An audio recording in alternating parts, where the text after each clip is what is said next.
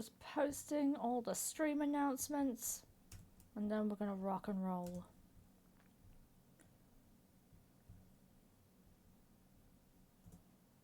There we go. And there we go.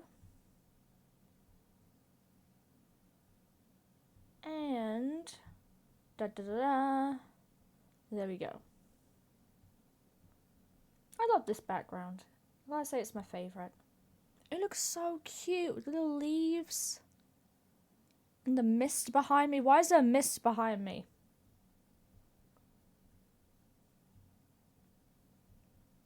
Ooh, that reminds me. I uploaded the VOD for the last stream, and I noticed the talking in the game was kind of quiet. So the second I hop in, I'm gonna up the sound on that. The fragrance. There we go. Every time the movie is like, but do you want to see a movie? Do you want to see the pre-movie? Do ya? I love that we're collecting all the characters like Pokemon.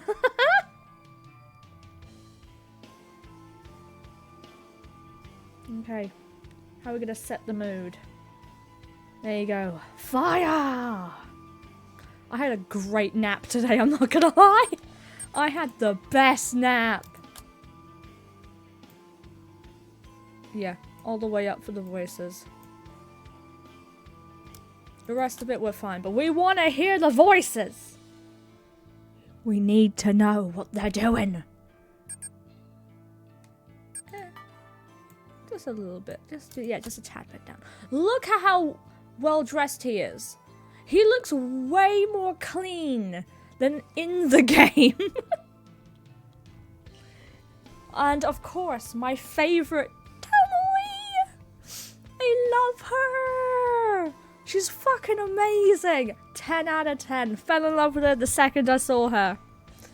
Okay, let's do a quick stretchy stretch. Clarissa! How are you, baby?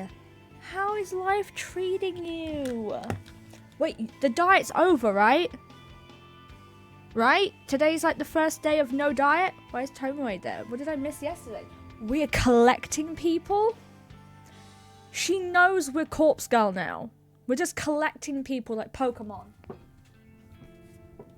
Let me just make sure. Yep, everything sounds fine. Just wanted to check the sound real quick. Whew.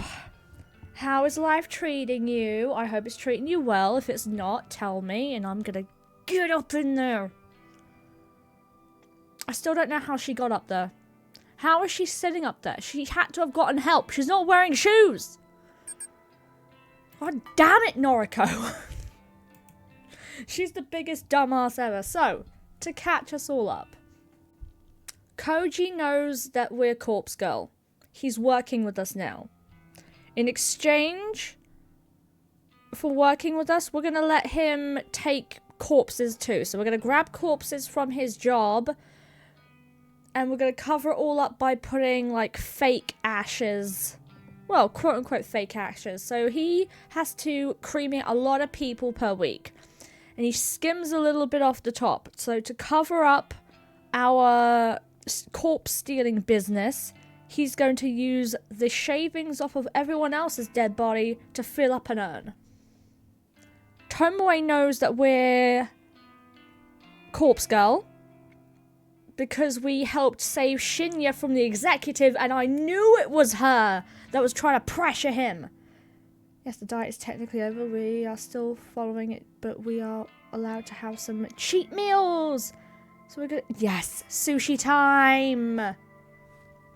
Damn right. I'm so proud of you. I imagine it must have been incredibly hard. I've never, like... how do I put this? I don't diet. But I throw in a few extra healthy things into my meals. And then I just work out like a motherfucker. Okay, so Tomoe's on our side. Koji's on our side. Tomoe's gonna help us with a truck because she's the only one who has a driver's license. I don't think she knows what she's gonna be transporting, but she did say if you need something done, regardless of how dirty or illegal it is, I'm here for you. So she's down. She's so down to help us. I'm more eager than usual to get the day started. Hell yeah, she's finally taken her medication. She's eating. She's getting some good sleep. She's doing good. When I get out of bed, I take my medication just like usual. I've been good at keeping up with it lately, sticking to my newfound convictions. Hell yes! She's trying to improve. Not so much so that she's stopped, trying to kill people, but she's improving. I wish down... I completely... No, it's fine. I thought I clicked off or something. No. I washed down the tablets with a glass of water. After getting dressed, I put on my makeup. Same morning routine. Same movements, the same actions. But I feel good today. I'm not dragging my feet. I'm happy that things are moving forward. Both for me and Corpse Girl. Thank you, I've weighed myself.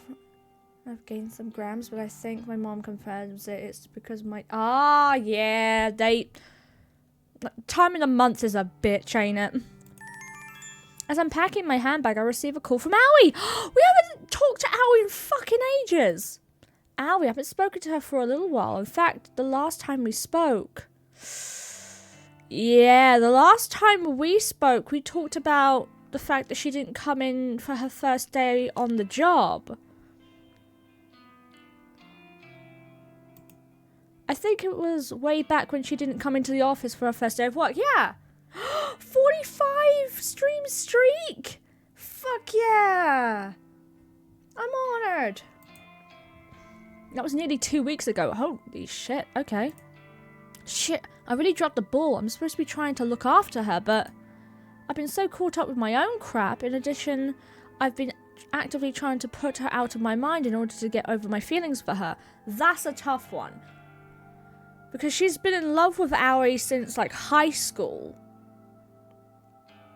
She's trying to, balance it out of, I want to be your friend, but I also need to get over my feelings for you, so I kind of need to distance myself for a little bit.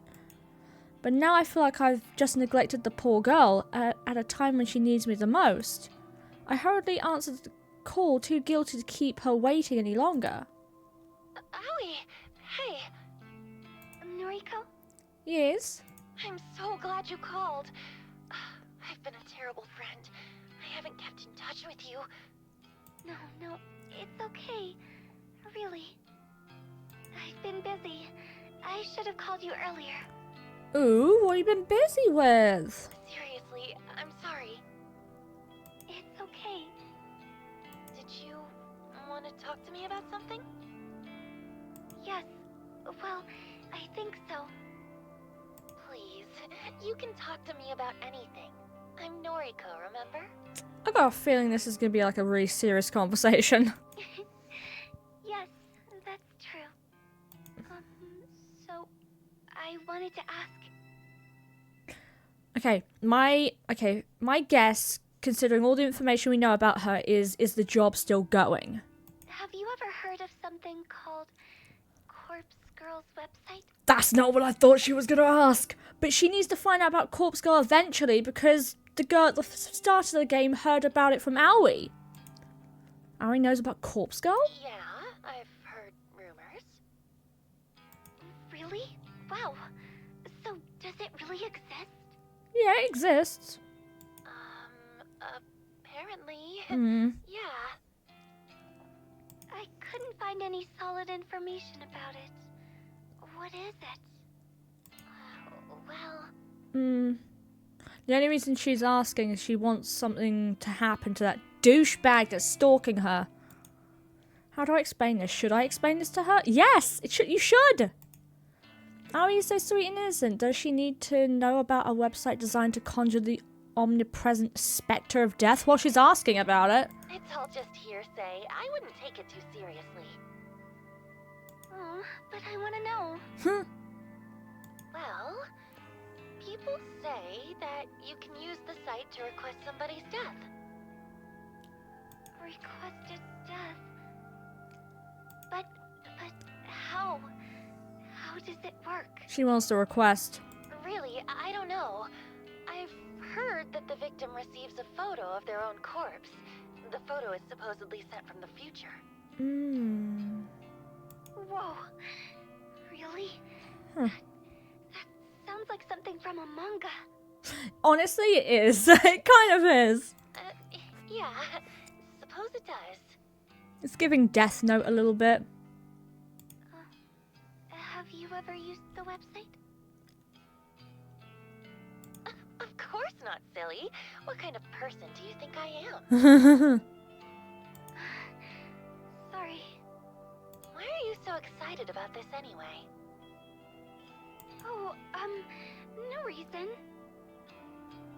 I kinda just like weird stuff like this. Really? We haven't discussed anything like this before. She wants to ask the death of her manager or the stalker. Why not both at this stage? You do? Huh, I never knew that. Maybe you two have more in common than you think. You don't know everything about me, Miss Noriko. It's the innocent ones, I'll tell ya. Even through the phone, I can sense that Aoi is in a happier mood than usual. Her cheery voice gives me a sense of nostalgia, and I think back to the time we spent together in school. Don't go using the site, okay? It's not good to mess with crap like that. Mm-hmm. Don't worry. I wouldn't use something so scary. Uh-huh. I just heard about it, and, well, I got kind of curious is all. So you came to the expert in creepy stuff. Alright. By the way, Oh. how is everything? Are you still working at the maid cafe? Yeah, give us an update.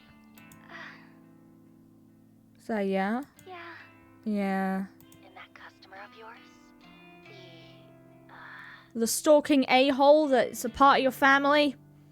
Or both is better. Maybe she'll ask for the one first to see if the website works and then request the death of the other. Honestly, yeah. I would start out with the stalker because I feel like the stalker is the biggest issue at hand. Because if we kill off the boss first, sure, we can get to a different job, but the stalker will probably find us. So let's deal with the stalker first. He's still around. Like physically, right now, or... You're not in trouble, are you? No. No? Okay. A light suddenly switches on in my mind. I realize why Aoi was asking about Corpse Girl's website. Let's be real. I figured that out way before this character did. Noriko's a dumbass. Aoi, you're not thinking about requesting that guy's death, are you? Aoi, you told me that you didn't even want to get the police involved. Now you want him dead? Hey, why not? Because her reasoning behind not wanting to get the police involved is because the entire family would turn on her, which, in my opinion, fuck 'em. I'm guessing she's probably living with the family currently, so it's not a really good idea to get them to disown her right now. If I was going to do it the safest route, I would try and get her to save up enough money to move out and then call the police. But I don't know what her situation is at the moment. They're all douchebags. See, I told you so! I figured it as soon as Aoi asked. It's not what you think, okay? If he dies, it won't be because of me, right? Oh, honey. She's trying to, like, rationalize it so she can get this douchebag off her back. I don't blame her. Then the rest of my family won't know I was involved. There we go. They won't disown me or think less of me. Honestly, her plan is sound. Aoi. Look, I'm not going to go ahead with it, okay?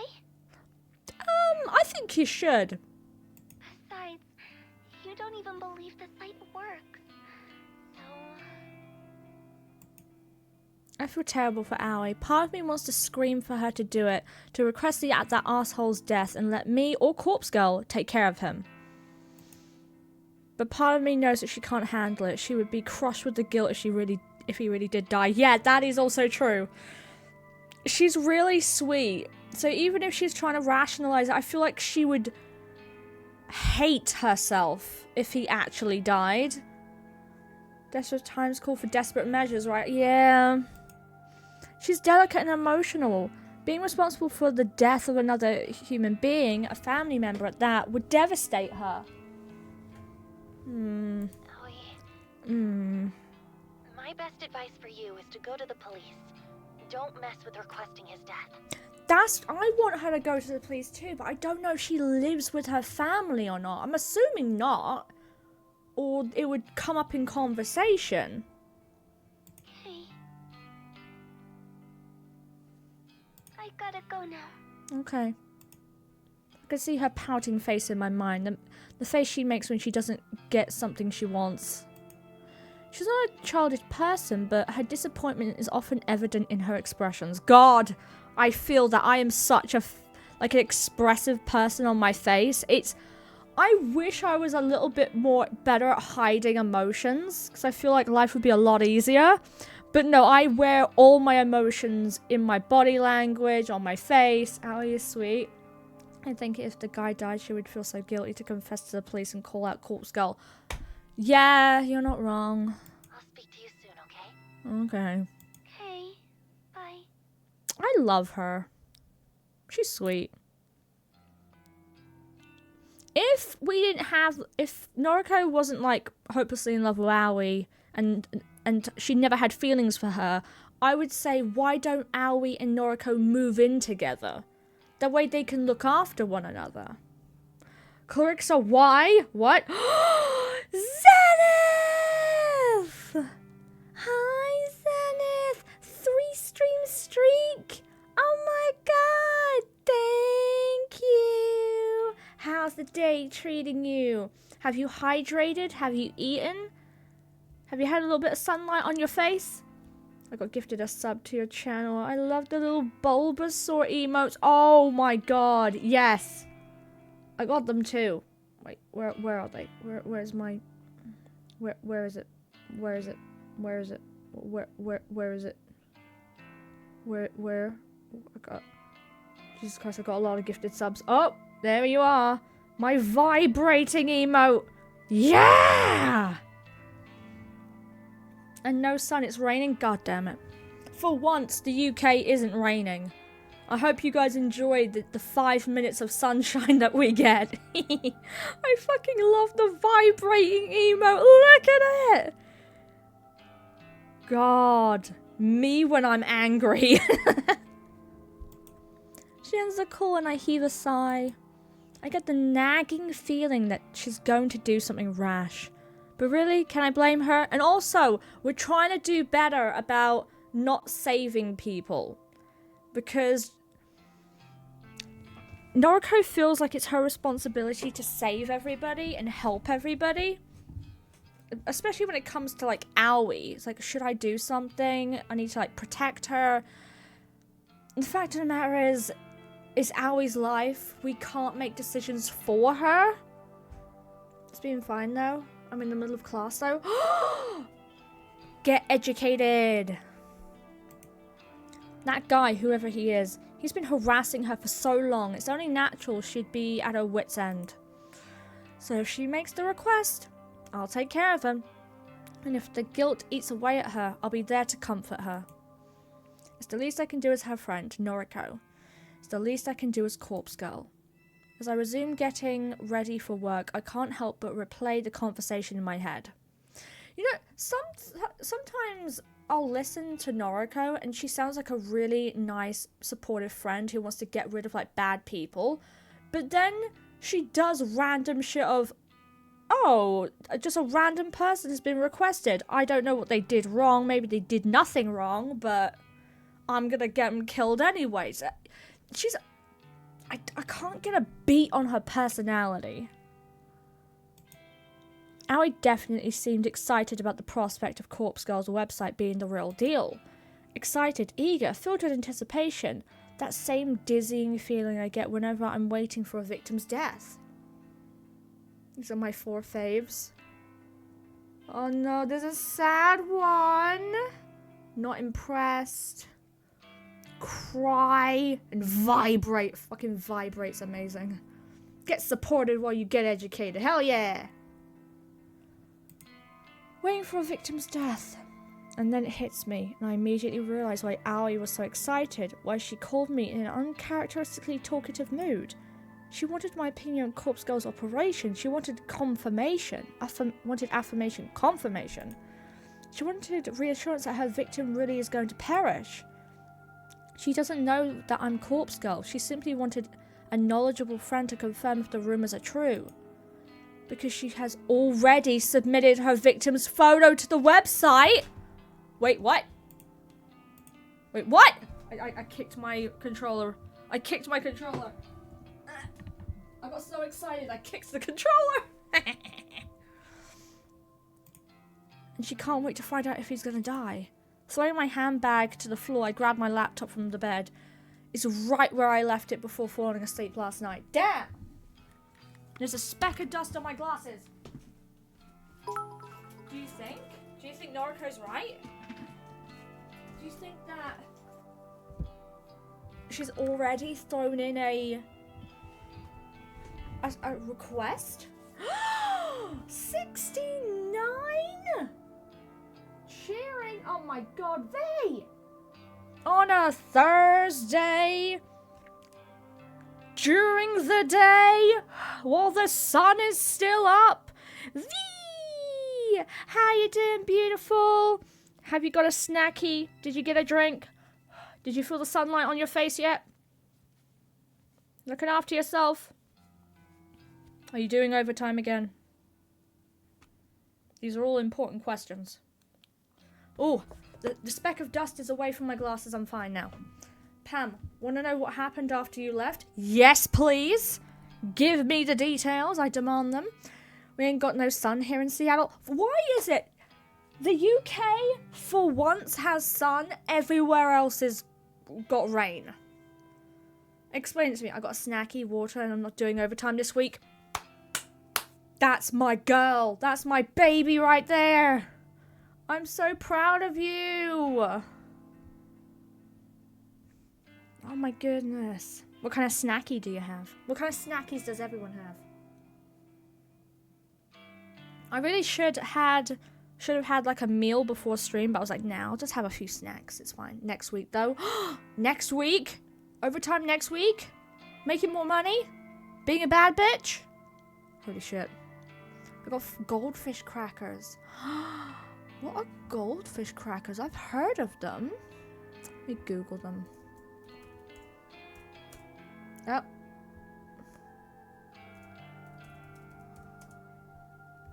Goldfish crackers. Goldfish crackers. Oh. They look really yummy. You can get them in different flavors. There's a rainbow one. Let's see. Veggie and fruits? What? Sour cream and onions, salt and vinegar, cheddar. Ooh, they sound good. We don't have those in the UK. Don't have snacks, it's all you can eat or sushi. Oh, I want to make the best out of it. Oh, make the fucking best out of it. Oh, Zenith. So Pup Dog came in and I challenged them, saying there's no way you could convince Charlene to convince Zap to get in here. And I was just saying, oh, Zaddy! I figured Zap was busy to pop in. No, wrong. Now he's hopping. I show up on Saturday, help me! Yes! You summoned! You summoned! I always wanted to try the cheddar goldfish crackers. Oh.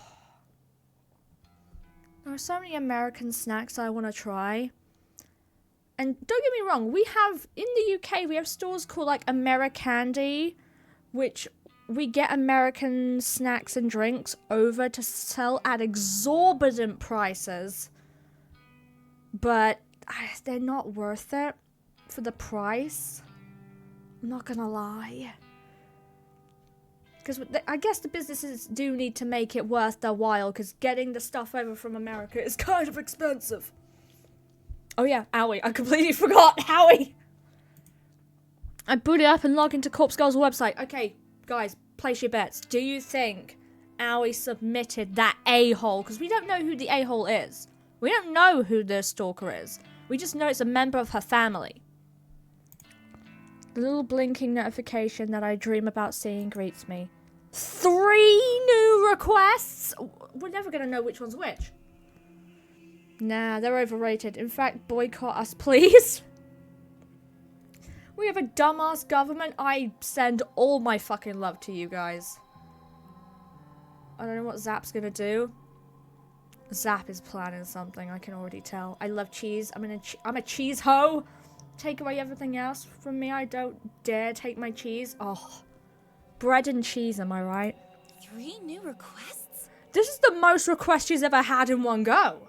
Thank you, Pam. We love you. I can't tell you how many times at work we discuss, like, our American babies over there suffering. Like, anytime anything happens in America, we're talking about it. Because you guys are our American babies. And we're your British babies.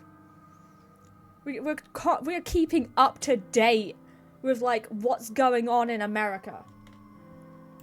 How? I want to know. I want to know who these bitches are. And also, Pam, because of you, because of me, what? What did I do? I did nothing. You have no evidence. You have no proof. The hype train went to level 5.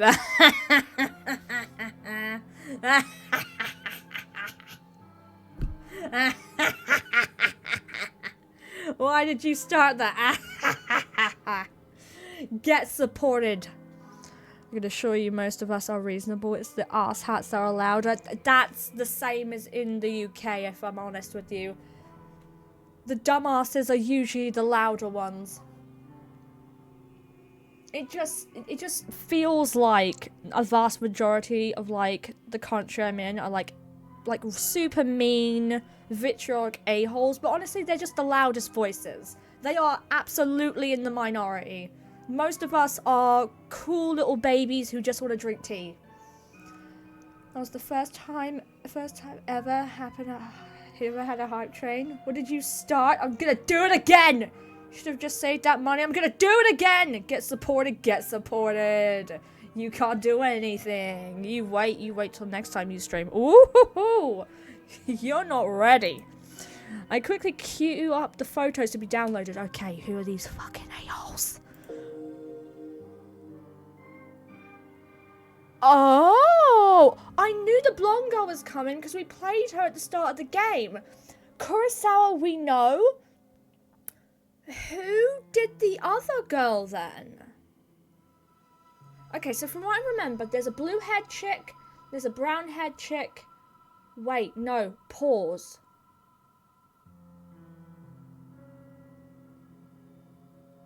Yeah, there's a pink-haired chick, brown-haired chick, and a blue-haired chick. I thought the blue-haired chick was Kurosawa. Watch out once I get paid. Pam, no. V, no. V, yeah. V, yes. You wait. You just started something. You started it now. This is because of you. After a few seconds, they all open up. I flick through them with a dumbfounded expression plastered across my face. Clarixa, question. When we were talking about the stalker, was it confirmed it was a guy? Was it ever confirmed? Maybe the person getting all weird and handsy with her was a girl. I don't remember. Yes, ma'am? They're all female. That rules out my theory that Aoi has requested the death of the guy harassing her. Yes! It was a guy.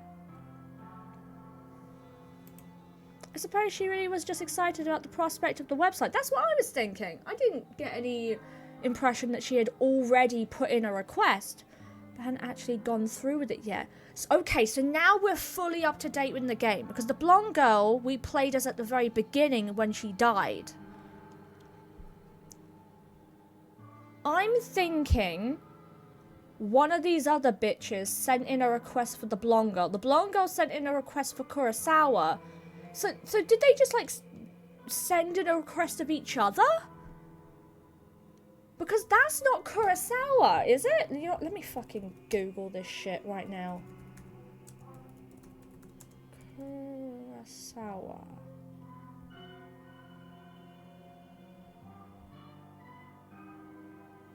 No! The other Kurosawa was the blue-haired chick.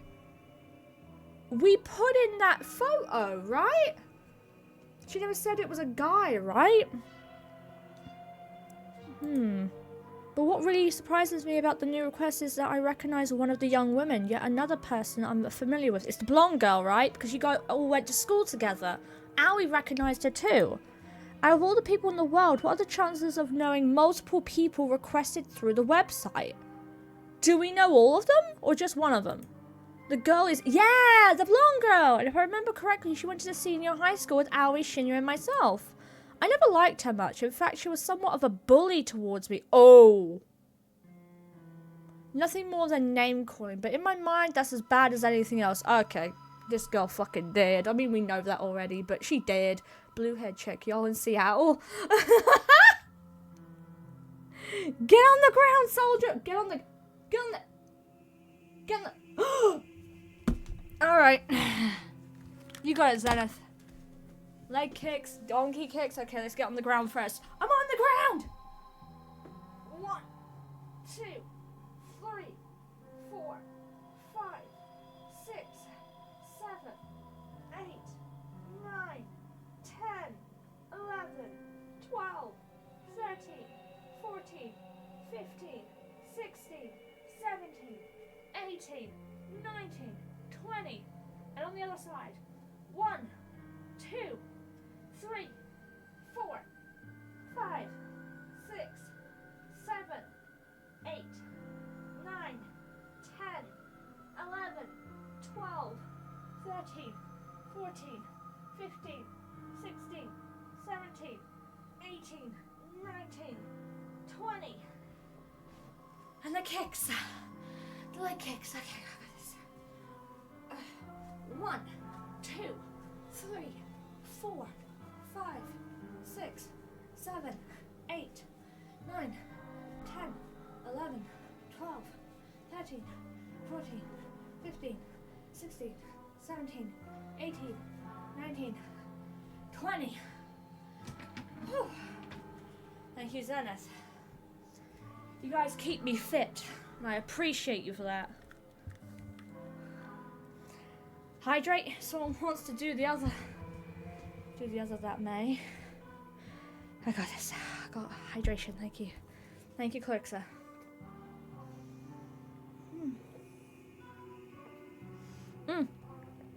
I'm really happy that I have workout redemptions because I gotta tell you, it's really fun working out randomly. You guys are helping me keep fit, keep the blood pumping. I appreciate the fuck out of you guys. Okay, so we know the blonde girl's gonna die. We know how she's gonna die too, but I want to see the photo, because apparently, if the photo is blurry or low quality, the only thing we can do is make it look like she fell from a great height. I have a sneaking suspicion that it was taken when she was leaving the mall. I might add some, but it scares me if I do. Do it! Do it! Because we love you. We love you too! It's not hard to imagine someone wanting her dead. Hey! Listen, it's not her fault this time, okay? She was genuinely kind of screwed over. Clarissa was there. She can vouch for it. She was really screwed over at the start of the game. I agree, Pam is the best. Aww! Baby! The other two victims are strangers to me. A ditzy-looking airhead with pink hair. Excuse me! That was me in my early 20s. Fuck off! And a worn, strained-out woman. Okay, that's me right now. The evolution of Pam is actually... Actually, this is correct. This is the evolution of Pam. I started out with pink hair, and then I turned blonde, and now I'm a brunette. Oh, fuck. That's funny. Do you think it was the girl who stole the money? Or Aoi to test if the website works? That's fucked up. If Aoi did that, worn out, strained woman, I'm being called the fuck out. I know, right? Ugh. Who could be anywhere between okay, bitch, and a worn out, strained woman who could be anywhere from 20 to 40. What the fuck? You're a brunette? Me too. Yeah. I'm like a auburn at the moment, like a fiery brunette. How offended would you guys be if someone guessed your age anywhere from 20 to 40? I think I would give up. That's fucked up. I mean, she looks really tired below the eyes, but I feel like if you took away the tired eyes, she would look relatively young. She just needs really good sleep. That's a slap. Just slap my soul straight out. Like, oh, okay, I'm terrible. Okay. To get 3 requests all at once is remarkable. Okay, so we know the blonde girl put in a request for Kurosawa. But I think the request for Emmy must have happened beforehand. So it makes me wonder, did the pink girl and the brunette girl request each other? Or is it someone completely different to them? Maybe... Oh, fuck. Do you think Kurosawa put in a request for all 3? Because it all came through as 3 requests. She's taking out her entire workforce. To get 3 requests all at once. All at once, see? I think it is from the same person. How am I going to work through all these? It's a shame that my operation with Koji, I'm so sorry. I legit forgot how to say his name. Isn't fully set up yet. It would be fantastic to go all out on these requests, secure some corpses and take some truly convincing photos. Yeah, we don't have a van yet, guys. Can't do that. Well, there's no use stressing over that. The best thing I can do is simply get to work on forging some photos. We know what blonde girl's gonna get, but I kind of want to see her photo. Wait, pause. Wait, no. These are the photos of them. They're employee photos, so it has to be Kurosawa. I assumed Emmy's photo was a blurry image taken inside the mall. In fact, maybe I'll skip work today so I can dedicate time to crafting these photos. Listen here. You barely get paid enough to keep yourself fed. I don't think we can afford to skip work. Alright, I'll be lurking. Have fun, Pam, and chat. Much love. We love you! Remember to snack at least twice. Honestly, not too offended because the whole 20 decade is there. Fair enough. Fair enough. It's Friday after all. It's pretty much the weekend. No one will care if I don't show up to work. In what world would any company not care if someone doesn't show up to work on a Friday? I know this job is like a Monday to Friday gig, but Fridays are busy, no? What world is this set in?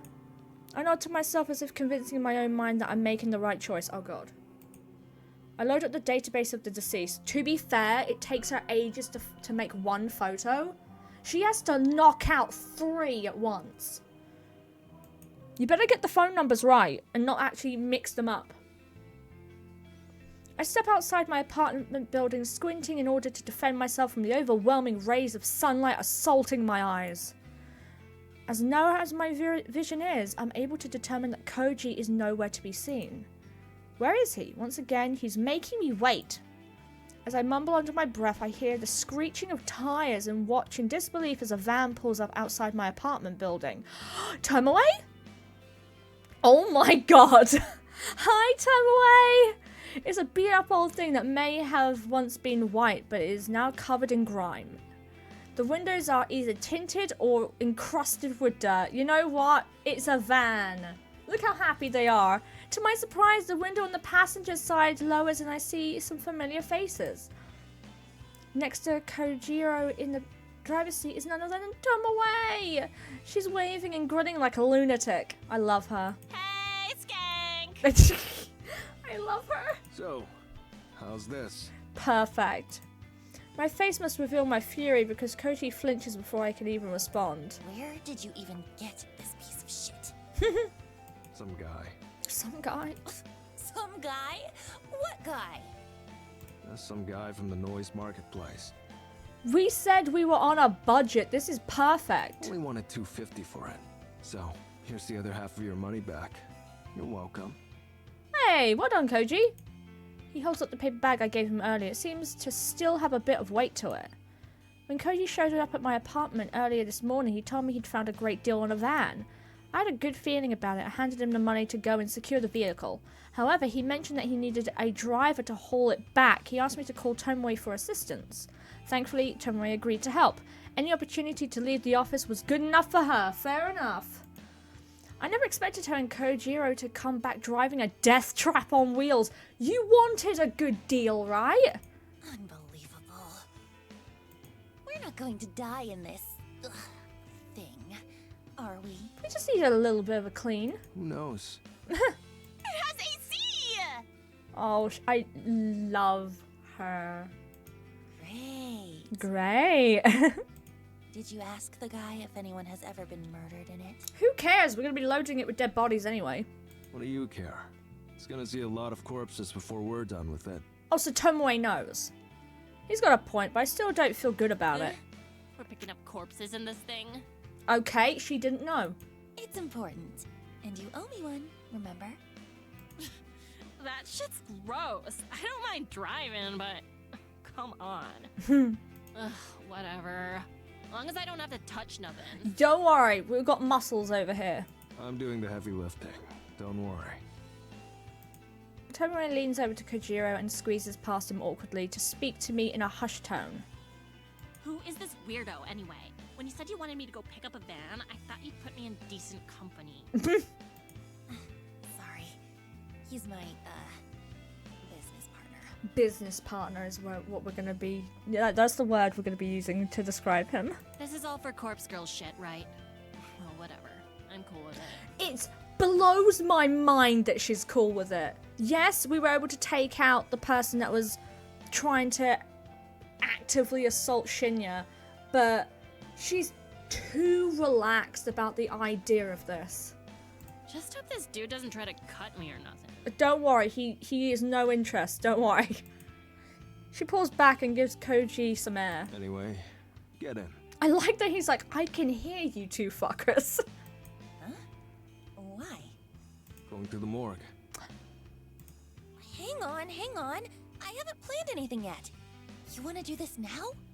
If not now, when? I mean, you said it would be great if we had bodies to do this with. Any other time, after I've had a chance to get organized. You have requests, right? How does he know that? Yeah, 3, actually. Right. So let's go get some bodies that match. I mean, he does have a point. His voice, I know. I had to look up the voice actor. I had to. You know I had to. And I gotta tell you, the voice actor is fine as hell. But you haven't even had time to put aside any ashes. You were gonna collect a little from each cremation and put them aside and... Hasn't he been doing this entire time? Already done. Seriously? Worked night shift last night. Got like 3 or 4 canisters saved up. He's been prepared. You said you've got 3 requests? Well, how convenient. But... A little too convenient. This operation was your idea. You want to do it or not? Yeah, get on board, Noriko. If you're gonna do this, might as well do it. It's a little too late to grow a conscience now. I'm just not ready. Koji thinks he can just rock up to my place and take me to the morgue, somewhere I've never been. I've had no time to prepare myself, no time to even think about it. Visiting the factory yesterday left me feeling pretty exhausted. Having to tackle another new place today is simply too much to ask. I told you I'd guide you through the process, right? Let's go. There's nothing to worry about. Let's go. Hi, Rappin. How are you? Welcome in. We're doing illegal shit today. You don't understand. I've never been to the morgue before. Tori shoots me a quizzical look from behind Koji. You nervous? I think I understand. New places scare you? For me, it's the most relaxing place on Earth. My little sanctuary. I think she'll like it. I'm back. The building I'm in hates the fucking internet. Oh god, no. Really? Sure. No one to talk to me. No one to bother me. Unless you count the dead, of course. How are they bothering you? I suppose that's true. And you won't be alone. Okay. You've got me and this chick. And this chick. It's Tomoe. Thank you very much. I have been pronouncing her name right this whole time. I was really worried that I was fucking it up. Right. Sauce. Soz. I want to know whose idea it was for him to say Soz. I want to know. I take umbrage with it. I take a deep breath and brace myself for the next thing I'm about to say. Okay. Let's go. Fuck yeah. First, super high realistic photos incoming. Kojiro is right. Everything will be okay. I need to get used to going to the morgue. It's a new place, but it's going to be an essential place. I tell myself that this is all for Corpse Girl. For me. For us. Kojiro pulls the van sliding door open and I take a careful step inside. I mean, I would say having a beat-up van, or beat-up bicycle, beat-up car is probably the best thing, because no one would steal it. Who's stealing a really beat-up vehicle? If I ever get a car, I'm going to make it look like it's the worst thing on the planet, like a death trap on wheels. Because no one will mess with it. The morgue is a lot colder than I imagined it would be. I berate myself for not bringing a sweater, but there's nothing I can do about it now. Finally, we're in the title menu. Train was fun. Hell yeah. Look at that kappa. Look at the kappa. Look at the kappa.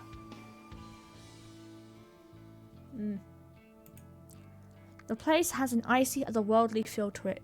It's depressing and clinical and devoid of hope. And then there's the stench. Well, there's dead bodies in here. What do you expect? It's not as overwhelming as I feared it may be, but it lingers and claws at my senses. It clings inside my nostrils and mouth and the very interior of my skull. I didn't know morgue smelled that bad. It's very easy to understand why Kojiro's clothes always smell like this place. Once the old odor gets a grip on you, it doesn't let go. Honey, I'm home. There's multiple dead bodies. A poor joke in poor taste, even for Kojiro. I feel like I'm going to vomit. Even Tomoe is looking a bit paler than normal. I'm surprised she accompanied us inside after she spent the whole drive over insisting that she would stay in the van. They store bodies in here. I guess that she got like a little bit curious. Just like a tiny bit. We all get a little bit curious now and then. I love her. Look at her. She's so pretty. I love that she has multiple earrings. Of course. See all these lockers? They're cold chambers. Pretty much all of them are full. Damn. A body in each. I wonder how many morgues get full capacity. Pam, green or purple? Green. Green.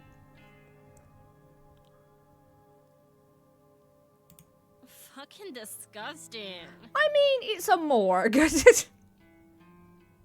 Now I'm curious as to what the options were about. Noriko? Yes. Yeah? I keep things in order around here. Chambers on the left wall are cadavers due for cremation. You're the absolute best, Pam. Oh my god! You deserve all the love and support. Oh my god! And what about the lockers on the You're right so wall? sweet! No touchy-touchy. No touchy-touchy on the right. No touchy-touchy. They're new arrivals, or they're being collected for some reason or other. Autopsy, funeral, etc. Okay. Got it. So, we can only make use of the cadavers in the lockers on the left wall. I feel like, because they're telling us this, something's gonna happen, because Noriko forgets things on a regular basis. She's gonna forget, and she's gonna go to the right. Or they're gonna give us an option. It's like, what was it again? Left or right? And if you try to say otherwise, or that I deserve it more, I'm gonna whip this out on you. What? I'm gonna whip something out. Oh, Uno reverse. Well, guess what, bitches? Guess who else has a Uno reverse card? Take that. That's a bingo. You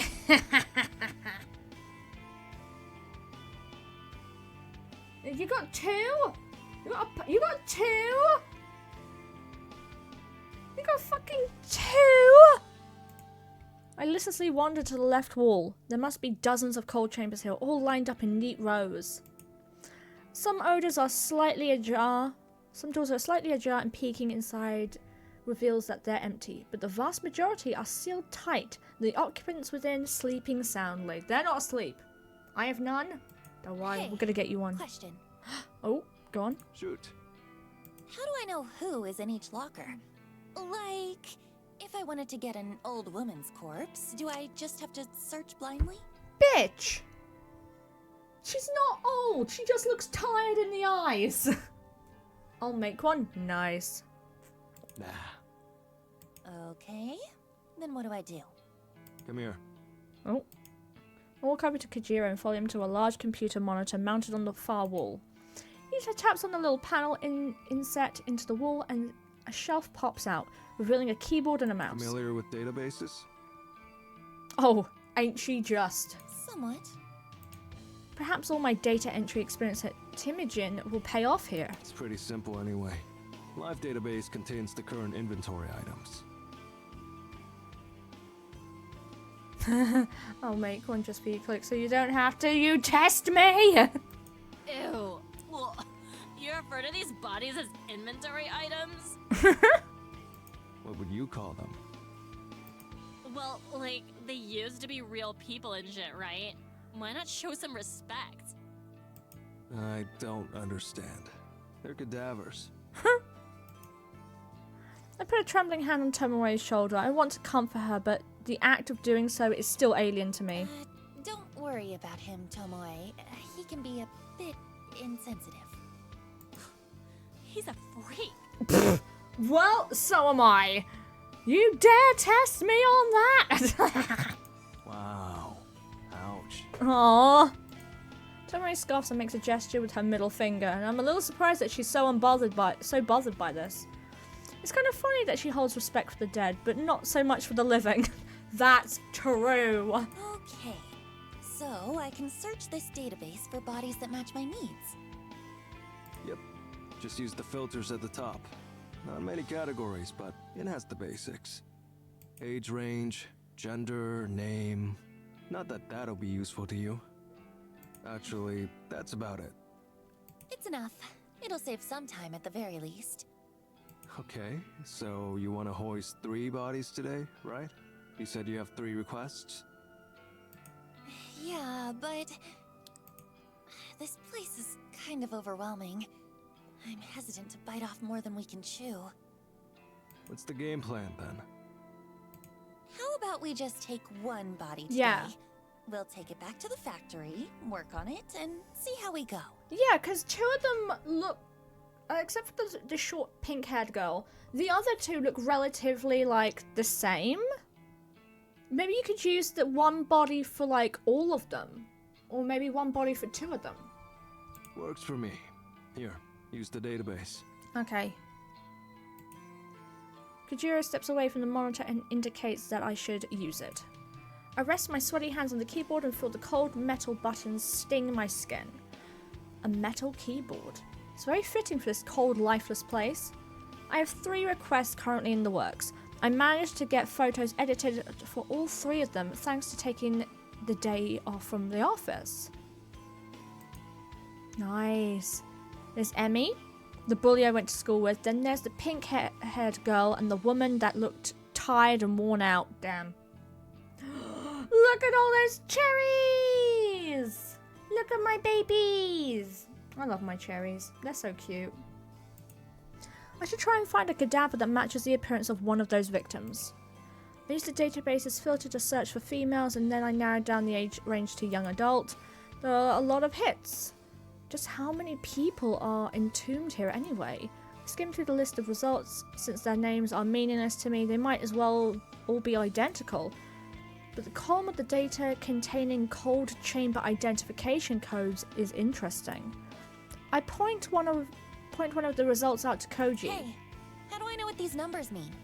This one here is 64AB.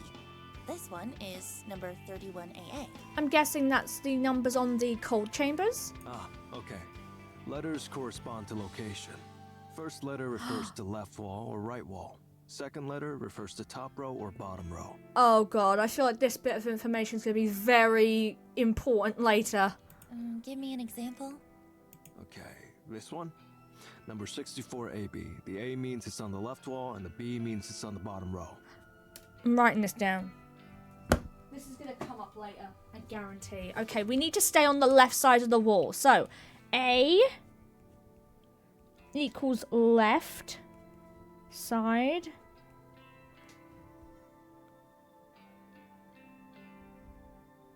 And B means it's on the bottom row. B, bottom row. Okay, this is definitely going to come up later. I'm not getting caught out. Left wall. That's the side I can choose from, right? The body's due for cremation? Yeah. Yep. So I could grab number 64AB if I wanted. Yeah. I see no reason. Up to you.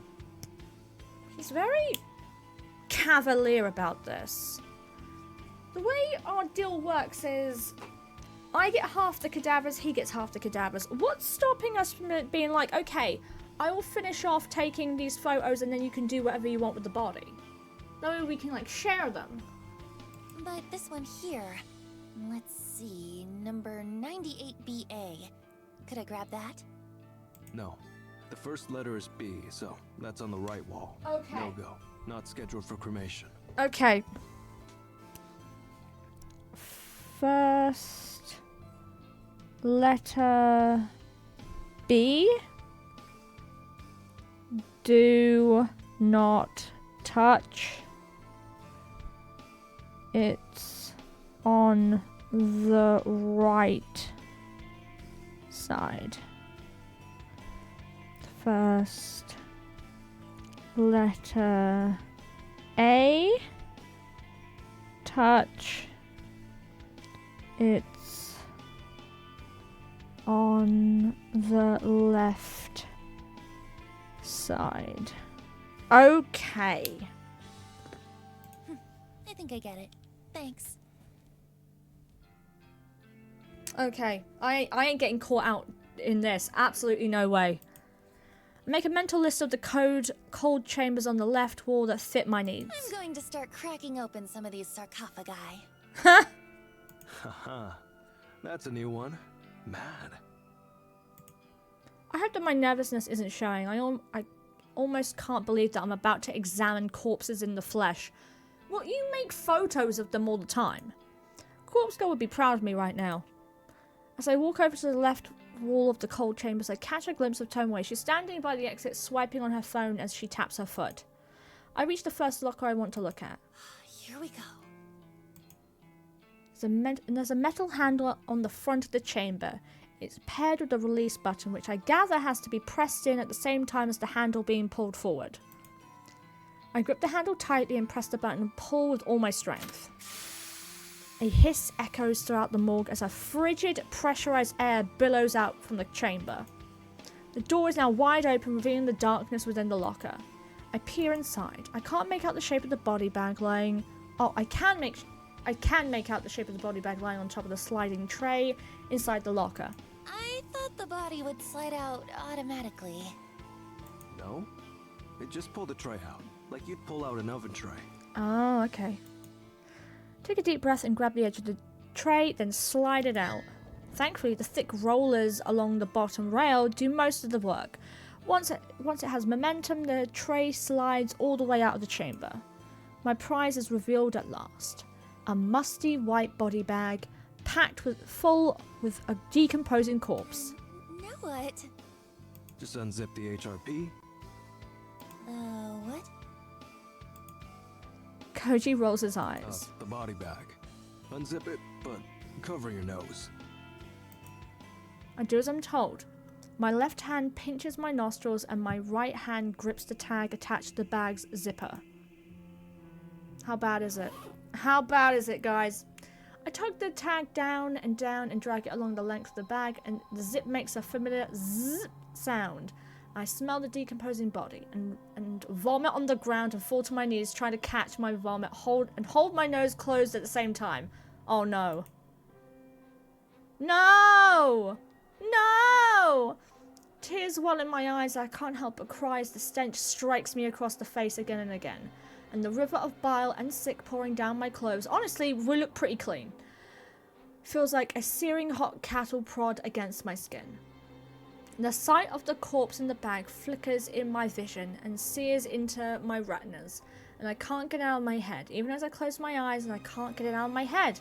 And I can't not see it anymore. And I can't help but think of my own reflection. And how much I resemble Noriko and the corpse girl and the corpse in the bag all mixed together in some completely fucked up hybrid of decaying flesh and bone. Okay, woman, relax.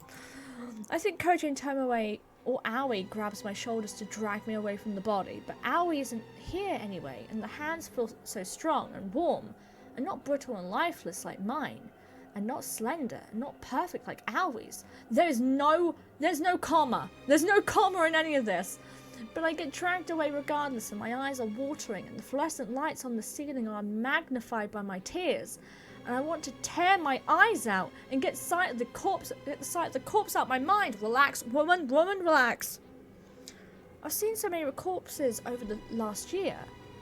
I've seen countless photos of bodies dismembered and asphyxiated and electrocuted and shot and maimed and drowned, and yet the decaying corpse in the bag, or the HRP as Koji called it, is worse than any of them. How? And it's worse than anything I could have imagined, and it's worse than me, and worse than Corpse Girl. And for a fleeting moment I begin to question what I've spent the last year doing. Okay, now there's a comma, nice. What am I doing involving myself with the dead and buried? It's when she has these inner monologues when the writing gets fucking weird. The frantic screams of a girl resound in my ears. Oh, it's Tomoe. And my eyes and my nostrils, and I think she's calling my name, but it doesn't sound like my name. It sounds like Noriko. Or something along the lines of Yuriko? Maybe she's calling out for my sister. But my sister isn't here, and Noriko isn't here, and I'm the only one here. Oh my god. I fucking hate it when the writing does this. Lying on my side on the cold tile floor and covered in warm vomit and hot tears, and I feel the body lying next to me and smiling and offering me a cup of coffee from the lovely French cafe I went to that one time. Oh my god, woman. I'm reading. What happened? Why is she on the floor? Well, it turns out, seeing a dead body up close in the morgue kind of freaks her out. I picture that lifeless corpse in my mind, smiling and calling me names like Bitch Queen and Goth Bitch and Bitch. I'm sorry. What the fuck? Basically, just any senseless name she can pair with the word bitch. That word I hate so much that Yuriko used to always call me. That mother used to always call me. That word that carries so much hate and contempt and yet rolls off the tongue so easily. Oh, we're getting some backstory into her childhood. That's pretty good. The lifeless corpse keeps calling me names, keeps taunting me, keeps growing out her long blonde hair. And she taunts me with her fake smile and fake eyelashes. She corners me in the classroom and pulls my hair. Oh, we're getting some more backstory. And rips out fistfuls of it and laughs and calls me bitchy bitch. Ah, so poetic. And screams and cackles, and I realise that she's always bullied me like this, and I hate her for it because I never did anything to her. Yeah, it fucking sucks when you're a victim of bullying. I never did anything to Emmy. Oh! Really? It's her that bullied you? Okay, I know she bullied you. I didn't know it was like physical abuse. Not that it makes it any better, but... Damn. But she always bullied me, but she never bullied Aoi because no one was allowed to bully Aoi because the teachers all said so. Wait, what? They all said that she's been through too much already, but it's okay to bully Noriko? Or me or Noriko? That's fine, they all said. So Emmy liked to bully me and call me the bitchin' bitch, and she liked to pull my hair out. But that's fine because hair grows back eventually, and it meant that she didn't bully Aoi, so in a way I was protecting Aoi, and that's all I've ever really wanted. Oh no! Oh no! Yeah, the teacher should have done something, man. The corpse in my mind isn't Emmy, but it might as well be. Okay, so I feel less bad about Emmy now. At the beginning, I was like, that it's really fucked up what happened to her. But now, knowing that she was a bully, I don't feel bad for her at all. But she might as well be. Maybe I can make it her. Maybe the corpse can become Emmy. And if I send her the photograph of the corpse, then she might kill herself. And she might kill her... Fuck. Okay, I feel less bad. You know, I don't feel bad at all about Emmy. Because we know it works. My neck cracks loudly as I sit up straight. I blink a few times to clear the tears out my eyes, and the worried faces of Koji and Tomori appear in my vision. You okay? What the fuck, Noriko? I spit the remnants of vomit out my mouth. I'm fine. For someone who had a meltdown and threw up all over herself, she looks amazing. You don't fucking look fine. You chucked up all over the place. I love her so much. She'll be right. Seen this kind of thing before. What do you mean? Pretty normal to react like that to a decomposing cadaver. Yeah. I imagine I'd probably do the exact same thing. Surprised you're okay, Tomo? It's Tomoe. Shit. Yeah, I'm fine. I don't like him, but I've seen corpses before. Okay, now I'm a little curious. Well, I thought Noriko had too. Well, Noriko has seen photos of them. From what I'm gathering, Tomori's seen them up close. Just pictures, I guess. I'm not forgetting the carnage I witnessed at the train station, thanks to Kotomi Ida. Oh yeah! Seeing a stiff cadaver in a body bag was so much more overwhelming. Ah, okay, fair enough. We saw a complete massacre in the last episode. Or at least in the last stream. Right. Are you really Corpse Girl? Hey, yes I am. Apparently. Come on, let's get you up. Tomori grabs me in a sort of bear hug and lifts me to my feet. Love her. Sorry about the vomit. Oh, please, it's fine. It's fine. It's fucked up, but it's fine. I'm sure she's seen people throw up before. Fall asleep for a few minutes in class. Hell yeah! You get a good nap? Call it a day? I've never fallen asleep. Actually, that's a lie. I fell asleep once in class, in school. But for some reason, I was so fucking exhausted. I could not sleep. I just don't know what happened. I just had such a rough time sleeping. But the second I fell asleep in class, I felt so much better. It was weird. I put my weight on my unsteady feet and step away from Tomoe. No. There's something I need to do. Yes, we're getting revenge on your high school bully. There's not many games, actually there's been no games I've played where you get revenge on your, like, a bully or like a harasser. This is kind of therapeutic in a really fucked up way. Been there many times, damn. Is it comfortable? Because I can't remember. I stare straight at the corpse in the bag. Her face is still exposed, lifeless and expressionless. Her hair is long, blonde. I imagine her with a bit of makeup, some blush, some lipstick, some fake eyelashes. Whoever this was, she's exactly what I need for my next victim. Nice. That worked out well. Can we get her into the van? Okay, I'll grab a trolley. Nice. Tomoe, give me a hand. Should I, like, clean up all this vomit? Because wouldn't that be kind of weird if someone else walks in? Ugh, if I have to. Oh, poor Tomoe. I nod and whisper a small thanks to both of them. Still a little groggy and unstable, I make my way to the morgue's door. I'll wait in the van for now. I need to take a moment to restore my energy. The real work will begin when we get to the factory. I'm kind of curious as to what Koji will do with the bodies. Because my original thought was that Koji's like an undercover detective. But that can't be true. We arrive at the factory after a brief pit stop at my apartment to collect my makeup kit. Kojiro managed to fix the lock. Huh. I'm not going to use the makeup on myself after this, right? Is this going to be like my cadaver makeup that I use and I'm going to buy new ones? Koji managed to fix the lock on the front entrance, meaning he didn't have to try and shimmy a cadaver through the side of the window. He even found the proper key for the place on one of the rusted workbenches.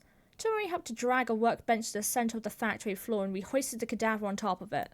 She's handling this very well, by the way.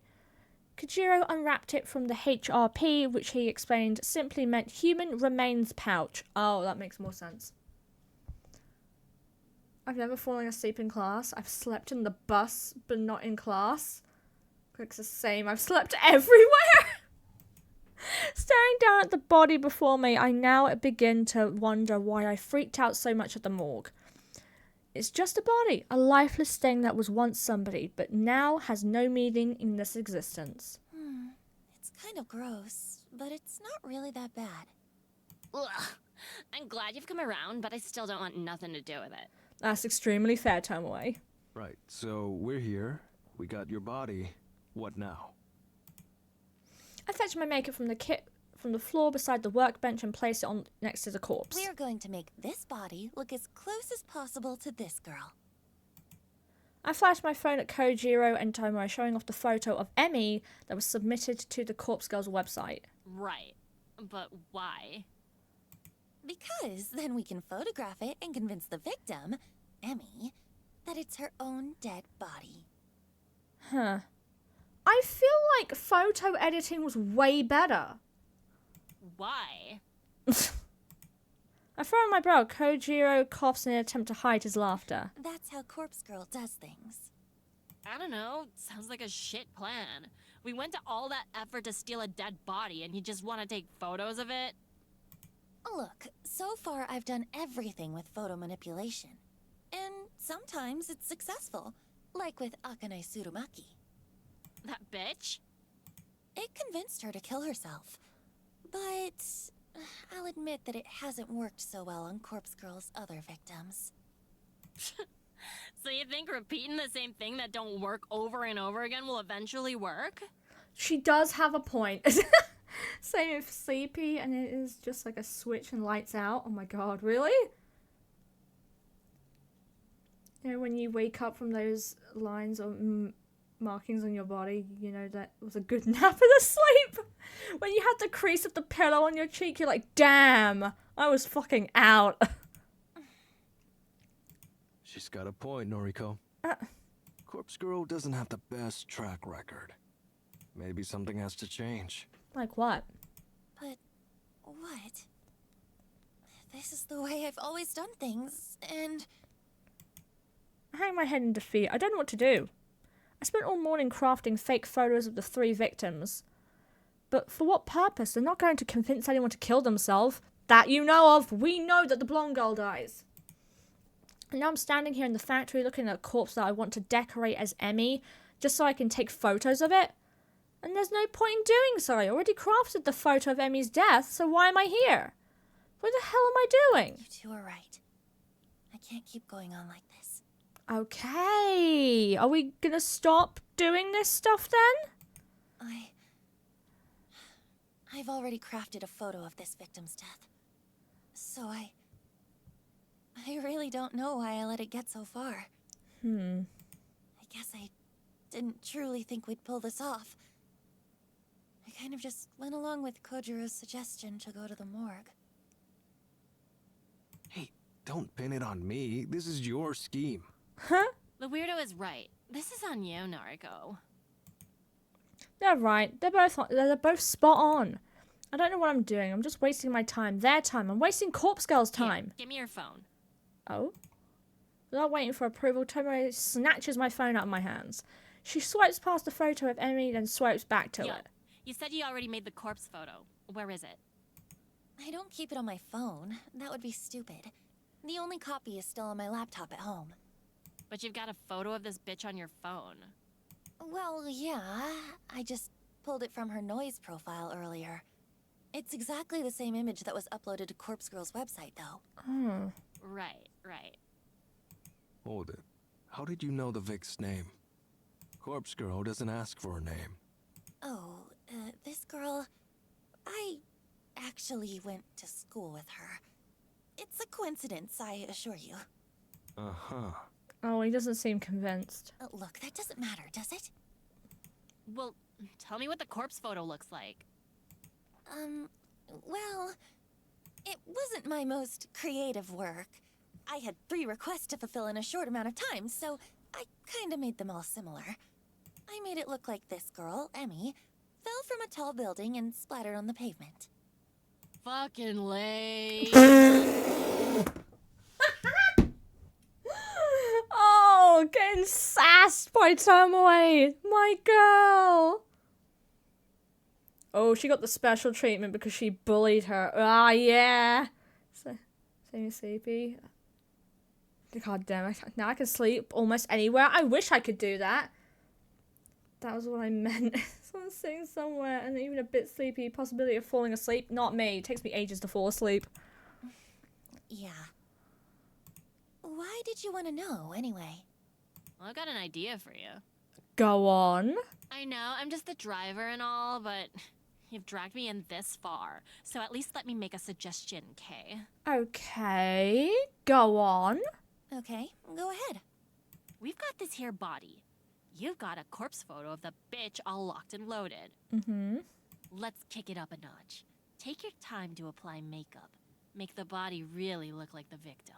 Go on. Send her the corpse photo first, and then Go on. we'll deliver this body to the bitch. That... Guys, that explains it! When she opened the door and she saw her own body in the body bag. That explains it! I thought she just was like losing her mind from freaking out. Deliver the body? We rock a battered joint, leave the dead body on her doorstep, and then we fucking get out of there.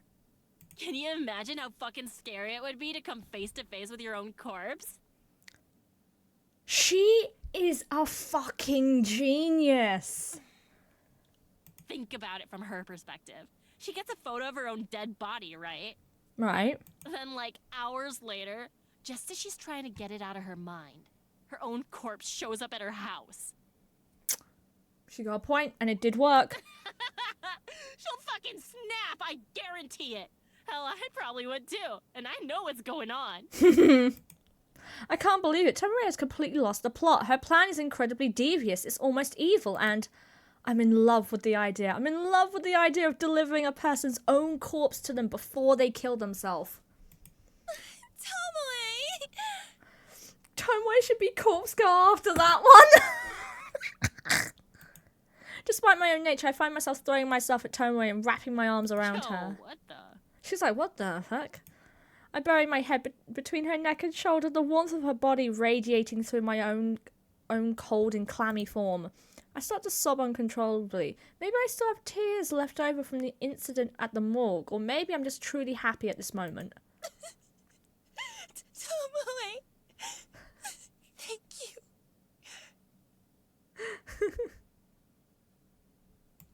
Yeah, I mean, Sure. She's a, she's a little bit tsundere, just a tiny bit.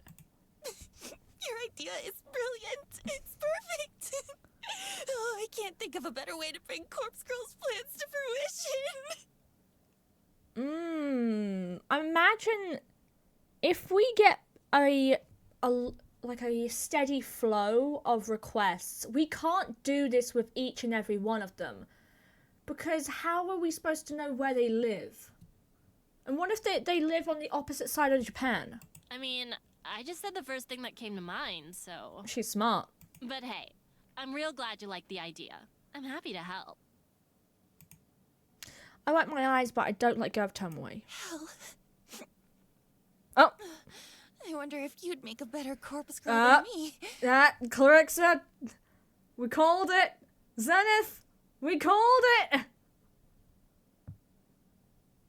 Jesus, calm down, girls. Don't be stupid. I just had one good idea is all. And it was a fabulous idea. No, come on. It ain't like you to get all sappy. Pick yourself up, yeah? Yeah. Right. In a moment. I nuzzle my cheek further into Tomoe's neck and feel her skin prickle underneath my breath. She tenses up a little bit but doesn't push me away. You're so warm. Okay, Narco. Okay, she has pretty titties, but please calm down. She's getting a little bit too into it. Jeez. Come on now, we've got work to do. Okay.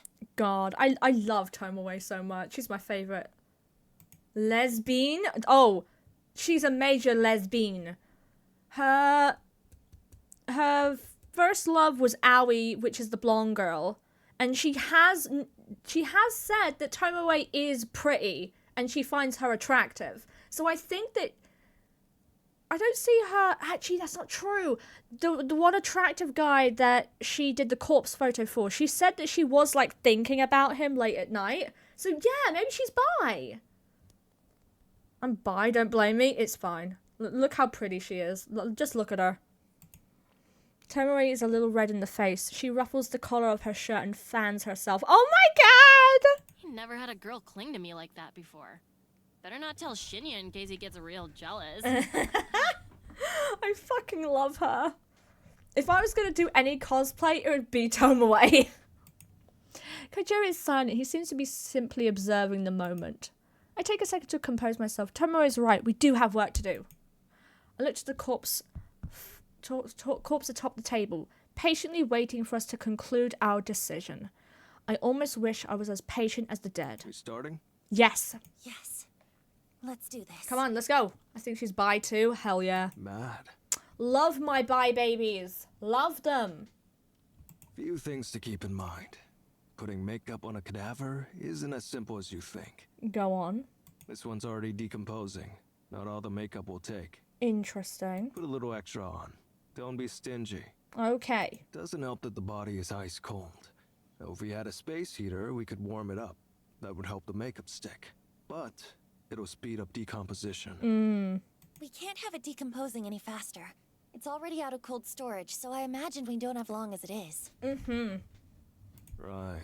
Only have a few hours. We're going to want to deliver it to your Vic soon. Like, less than 24 hours soon. That's fine. Yo, what about timing the delivery? Yeah, we don't know where she lives. Corpse Girl's photos have a... what's it called? A timestamp? Yeah, I timestamped the photos with a supposed time of death. I usually set it to a little after the time the victim receives the photo. Sometimes a few hours, sometimes a whole day. Uh-huh. I get it. Well, like, for best effect, we're gonna want to deliver the corpse before the time marked on the photo, right? Yes. That way, the Vic gets the photo and the corpse before the set time. Creates a kind of ticking time bomb. Should convince him to off himself before time's up. She's so smart. That makes sense. I think that's the best way to do it.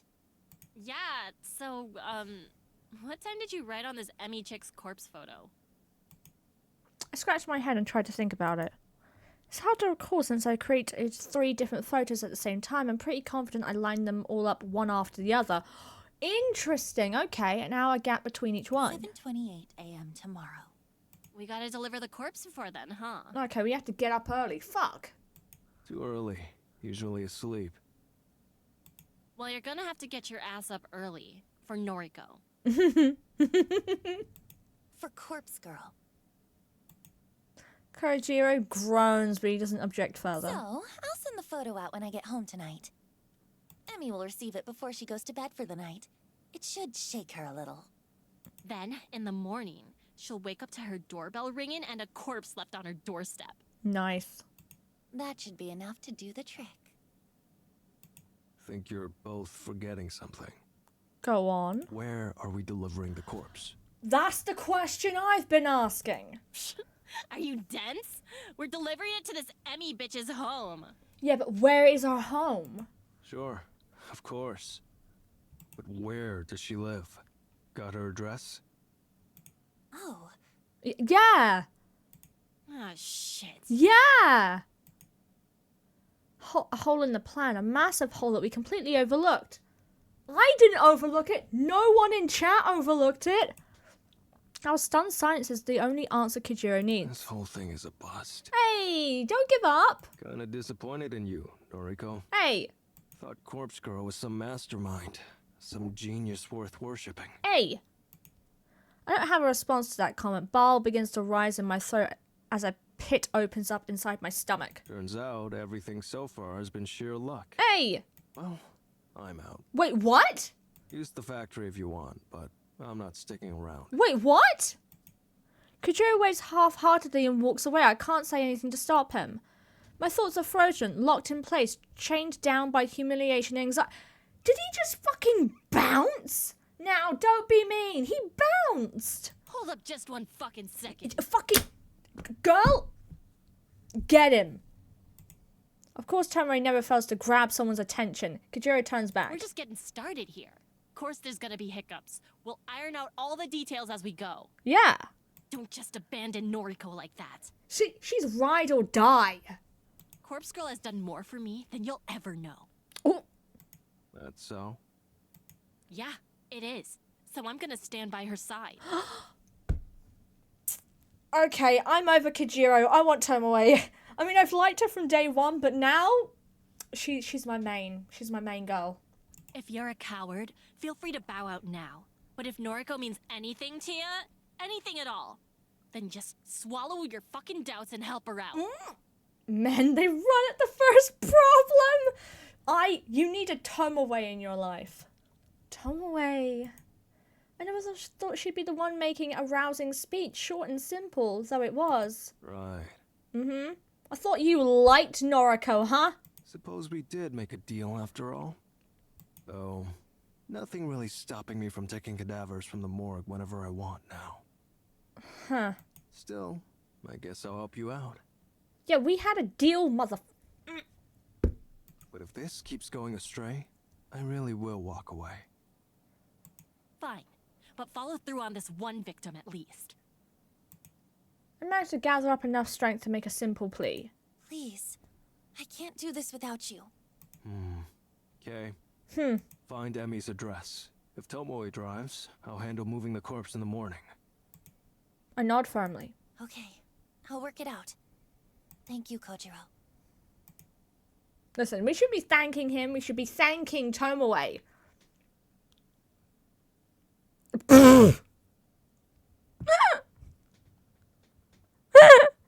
No offense, Zenith. Huh? What's that supposed to mean? Kojiro waves once again and takes his leave. The heavy steel door at the front of the factory slams shut behind him. Phew. We don't need him. We need Tomoe. Okay, got any ideas?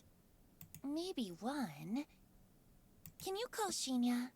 Ask him if he remembers Emi Katsuno from school, and see if he knows where she lives. Shinya? Oh yeah. He said once that you went to school together. Guess he might know Emmy too, huh? True. My thoughts exactly. I'm going to make a call as well. I quickly make a call to Aoi. As the phone is ringing, I look up at the sky above. The sun has nearly disappeared from the sky, and we're running out of light. If there was electricity connected here, we wouldn't have a problem. But if it gets much darker than this, we're going to struggle to apply makeup to the cadaver. Ah, yeah. Phone flashlight. Get your phone flashlight out. Noriko? It's not the best lighting. Don't get me wrong. Okay. Imagine. You have your phone flashlight as your only light source, and you're applying your makeup. How good would you honestly look if you stepped out into direct sunlight? That's what I want to know. Hey, me again. Feels like we just spoke this morning, hey? It was this morning. Yeah. It feels like a longer time. A lot of things have been happening. Listen, just a quick question. Do you remember Emi Katsuno from school? Katsuno? Mm-hmm. Okay, that's really freaky, Noriko. Why? Oh my god, Clarixa, I think you're right. Clarixa! I think you're right. I think she submitted her into Corpse Girl to see if it would work. Huh? What is? No, Zenith, don't cry. No. Come over here. Lay your head in my lap. I'll look after you. I'll give you a blanket and a snacky. Come here. Come. I bumped into Katsuno just today at the mall. Yes! Okay, the timeline is timelining. It's all timelining. We're now at the start of the game again. You're kidding. I'm serious. She was pretty distressed, actually. She just got fired from her job. Shit. I see. Aww. That's really cute. You got a little blanket. My baby. Actually, it's kind of funny. I spoke with you about Corpse Girl's website this morning, and I spoke to Katsuno about it too. Really? Seems like there's someone she wanted dead. Maybe. I'm not sure. Perhaps her boss that fired her? Interesting. Why are you asking about her anyway? It's an odd question, but do you happen to know where she lives? Yes. Wow, Aoi knows everything. Wait, seriously? Want me to send you her address? Are you going to visit her? Oh, we're visiting her, alright. Oh, Aoi. If you could send her address, then I'll really owe you one. Sure. I'll text it through. I didn't think you'd actually know it, but I wanted to ask anyway. No problem. I followed her home today from the mall, so I guess it worked out well for you. Hold on. Pause. You followed her home today from the mall. If I remember correctly, she didn't walk with you. Huh. Interesting. This is kind of suspicious. Why would you follow her home?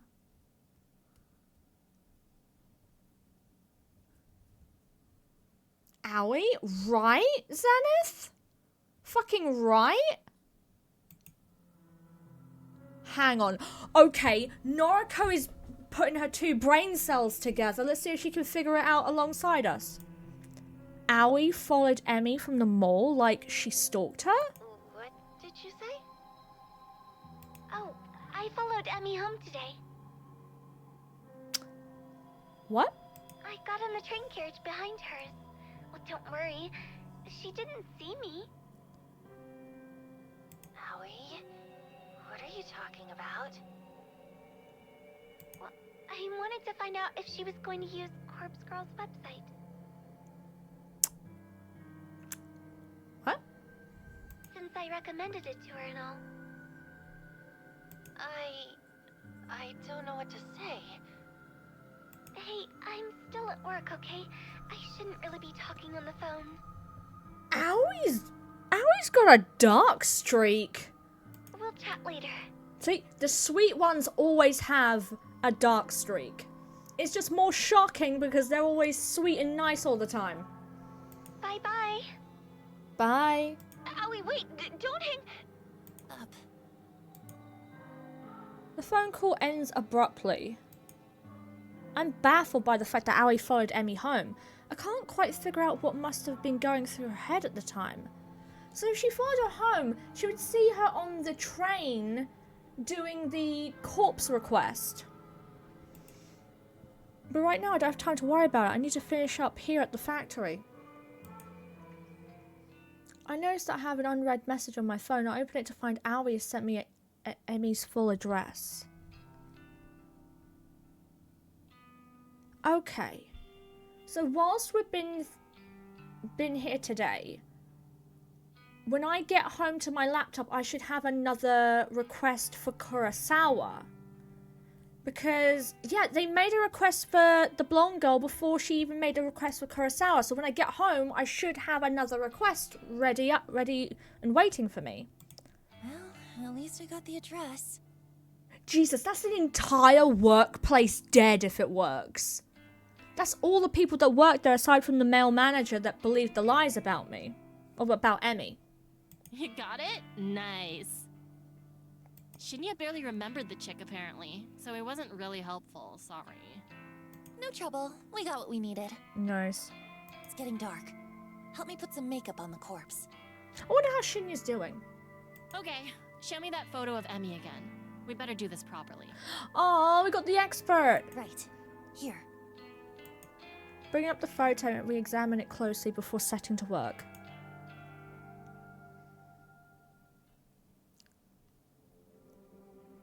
By the time I get home, I'm completely drained. I barely have the energy to open the front door. Today was an ordeal. It dragged on forever and ever, and yet it still felt like I didn't have enough time to get everything done. After changing out of my vomit-stained clothes, yeah, I was wondering about that, I make myself a cup of tea. I'm hoping a few sips will help me relax or unwind. I sit down on the couch and cup in hand.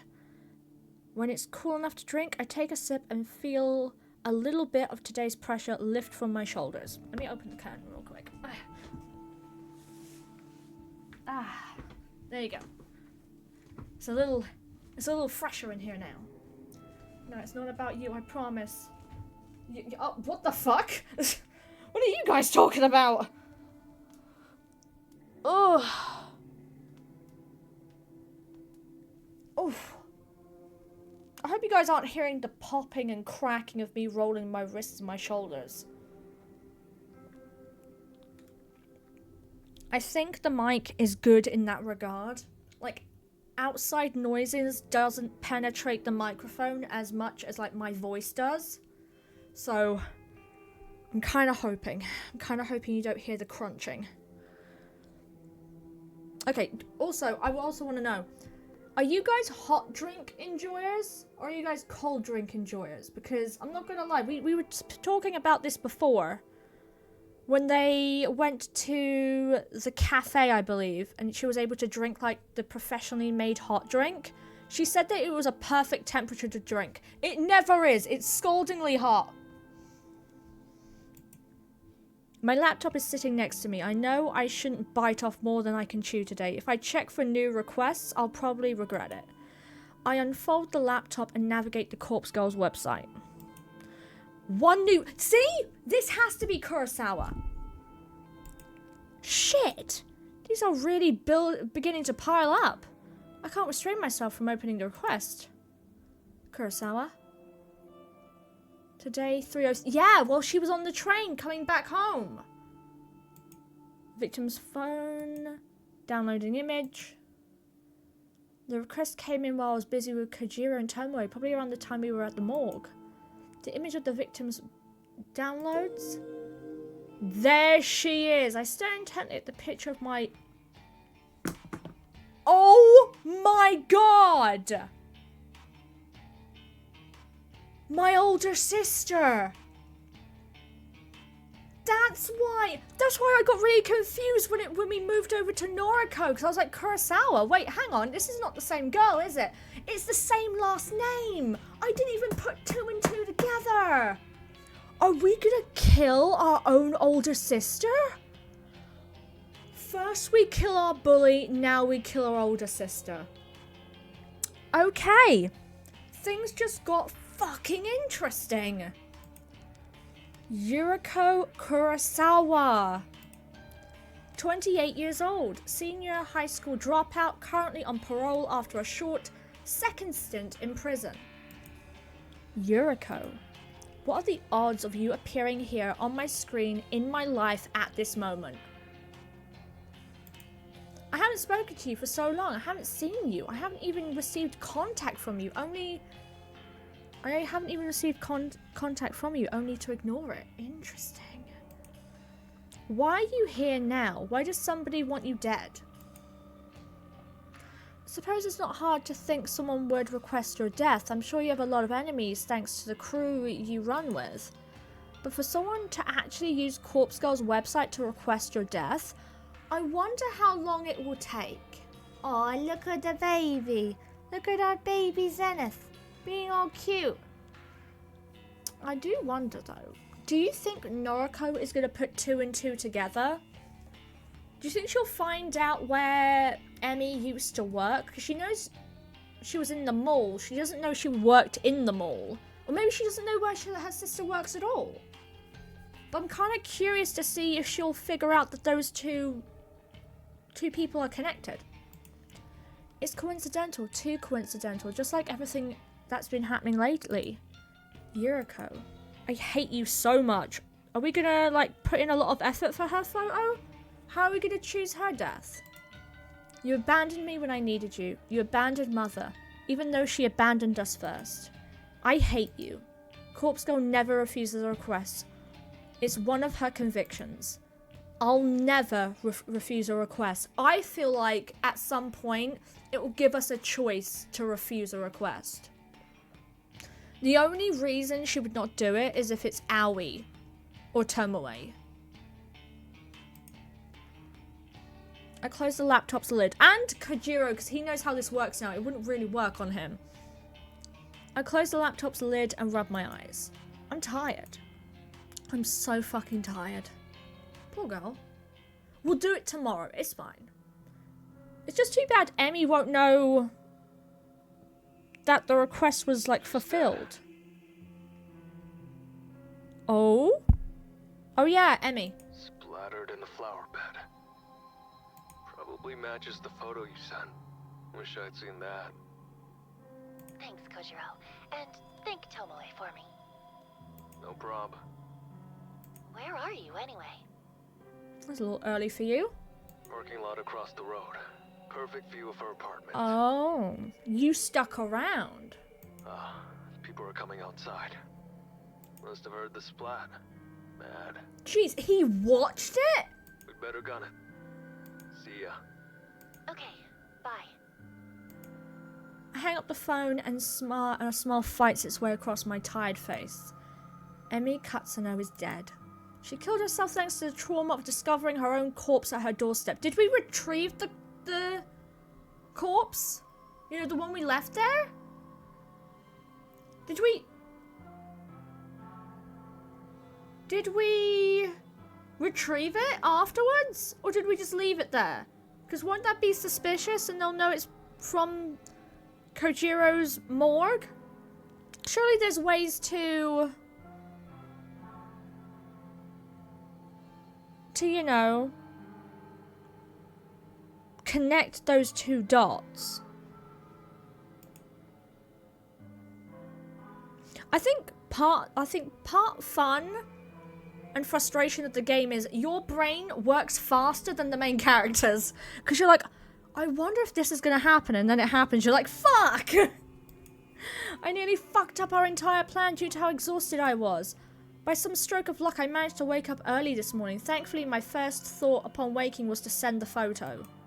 Emmy would have received the picture only an hour before the marked time.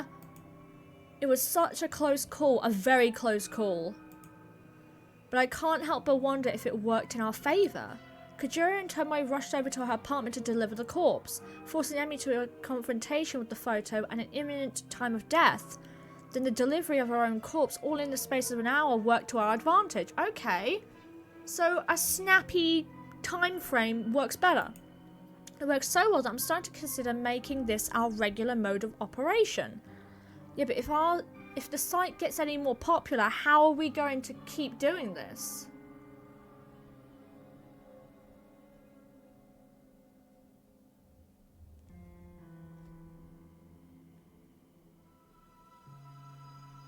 What? What are you guys talking about?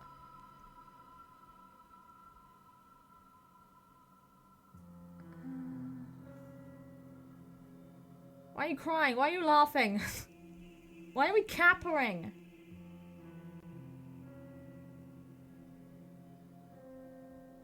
What's going on in the chat? Did I misread something?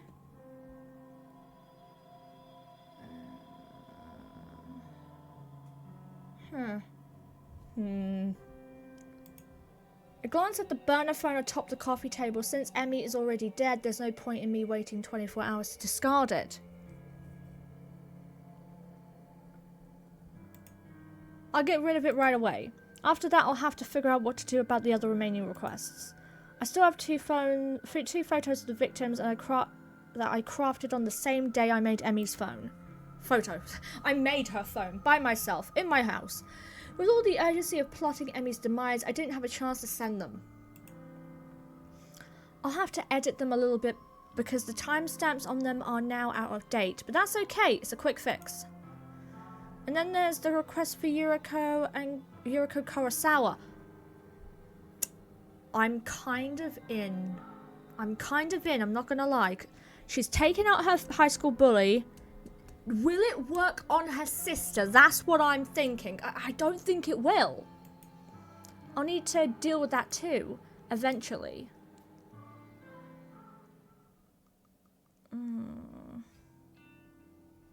She's already sent the photos to the other girls, so we'll see if it works on them too.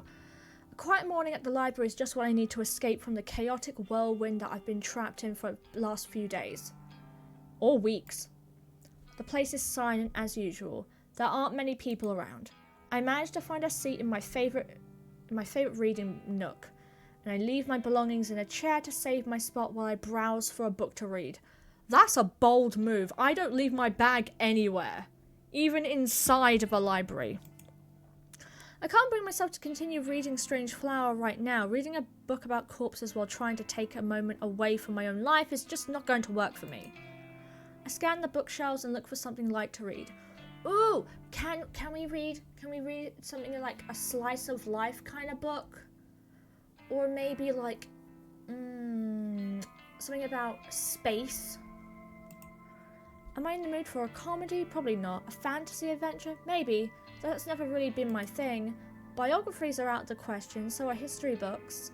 I can pretty much dismiss any non-fiction straight away. I'm not in the mood.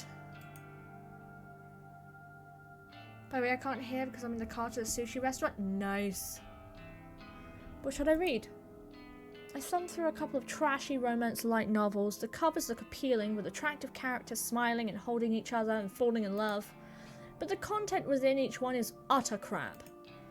A housewife looks for love after her husband vanishes. A vampire lord seeks his vampire queen. A college student falls in love with his professor, only to find she's his long-lost sister. Whoa, what? It's all drivel. I could write better stories than these. But maybe everyone thinks that way. Defeated, I put all the books back on the shelf and return to the chair I saved.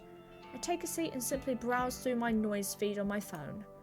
A few photos from acquaintances, comments on the weather, and short essays on human rights. Even a poem written in poor, broken English. Trash, all of it. I used to love this inside world of other people's lives. I lived for it. I thrived on it. I used to be aroused at the smallest glimpse of inside someone else's life. I couldn't go more than a few hours without browsing noise. Yet she's grown a lot over the space of these few days and weeks. But now, Something is different. Something inside me has changed. Is she over being Corpse Girl? I want to say that I've recently become cynical, jaded. But that wouldn't be accurate. I've been this way as long as I can remember. The appeal of voyeurism just isn't there anymore. My growing ability to manipulate the lives and deaths of other people has ruined any pleasure I once gleaned from simply spying on them. I need more people to die. Oh. Okay, my theory's out the window. Maybe then I'll find satisfaction, ecstasy. You won't. Release. I lean back in the chair and fold my arms across my chest. My foot taps against the carpeted floor impatiently. I won't find comfort in this library. I won't find relaxation. I'll only find whatever elusive feeling I'm looking for once Corpse Girl's work is complete. What is the complete work? Is it just being incredibly well known? I can't rest yet. Not now that things have beginning to escalate. I could be orchestrating the deaths of 3 people right now. The 2 women that had their deaths requested at the same time as Emmy. And my very own sister. Wait, she hasn't...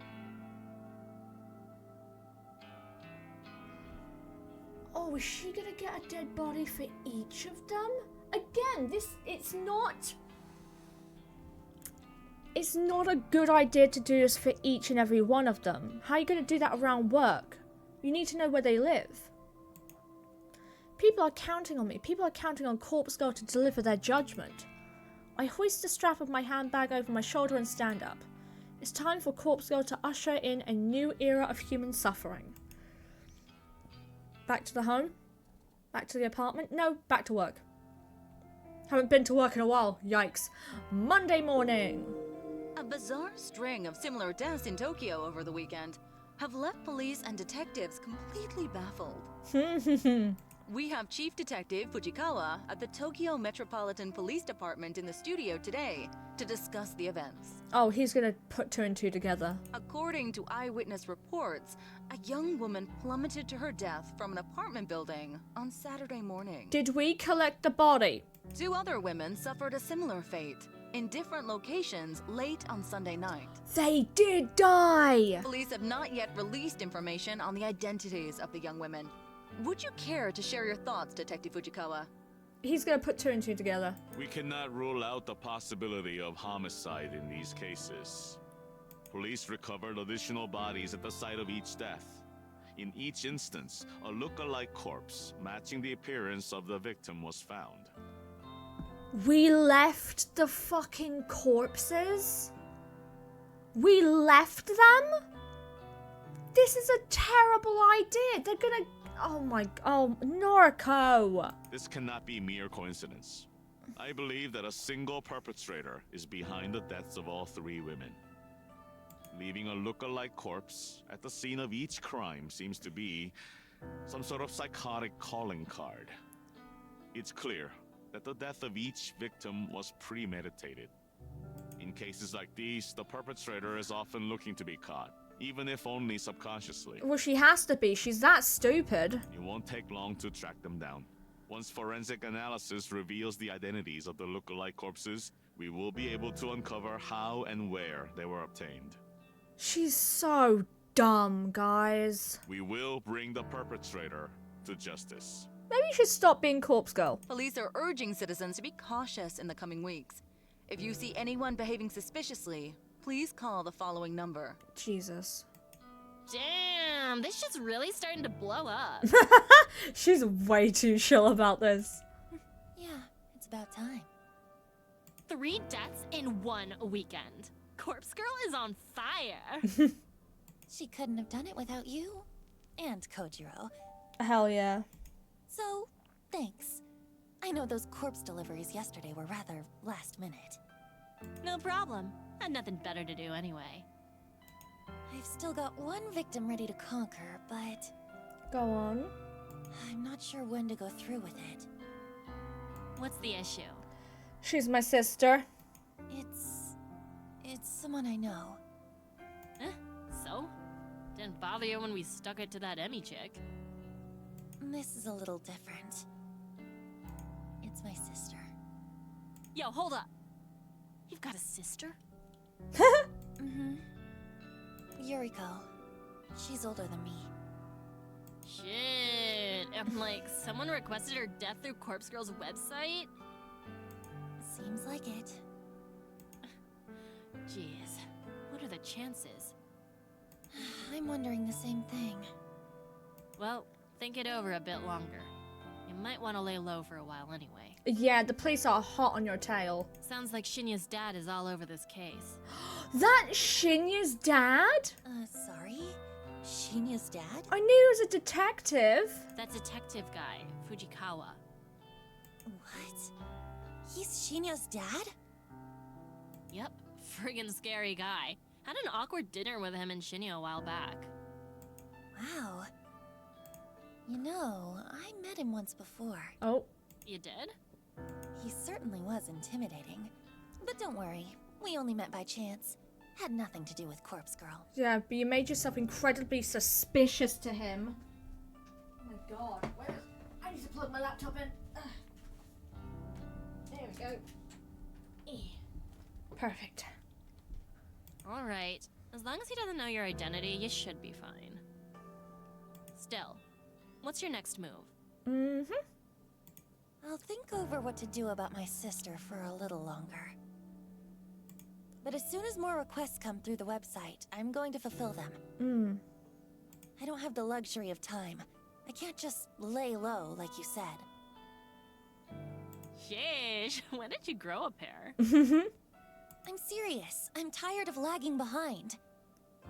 Corpse Girl is on a winning streak now. It's up to me to keep it going.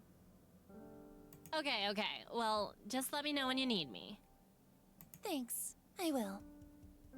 Well, back to work or whatever.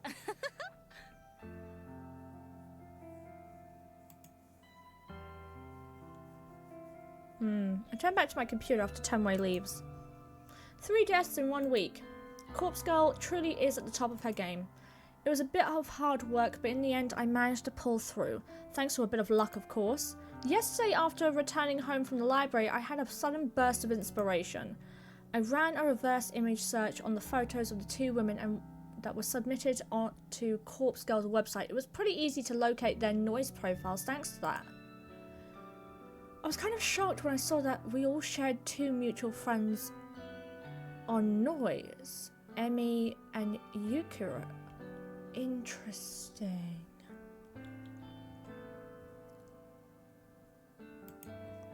A bit of digging through their profiles revealed their names to be Amano and Sakiko. Yeah, Sakiko.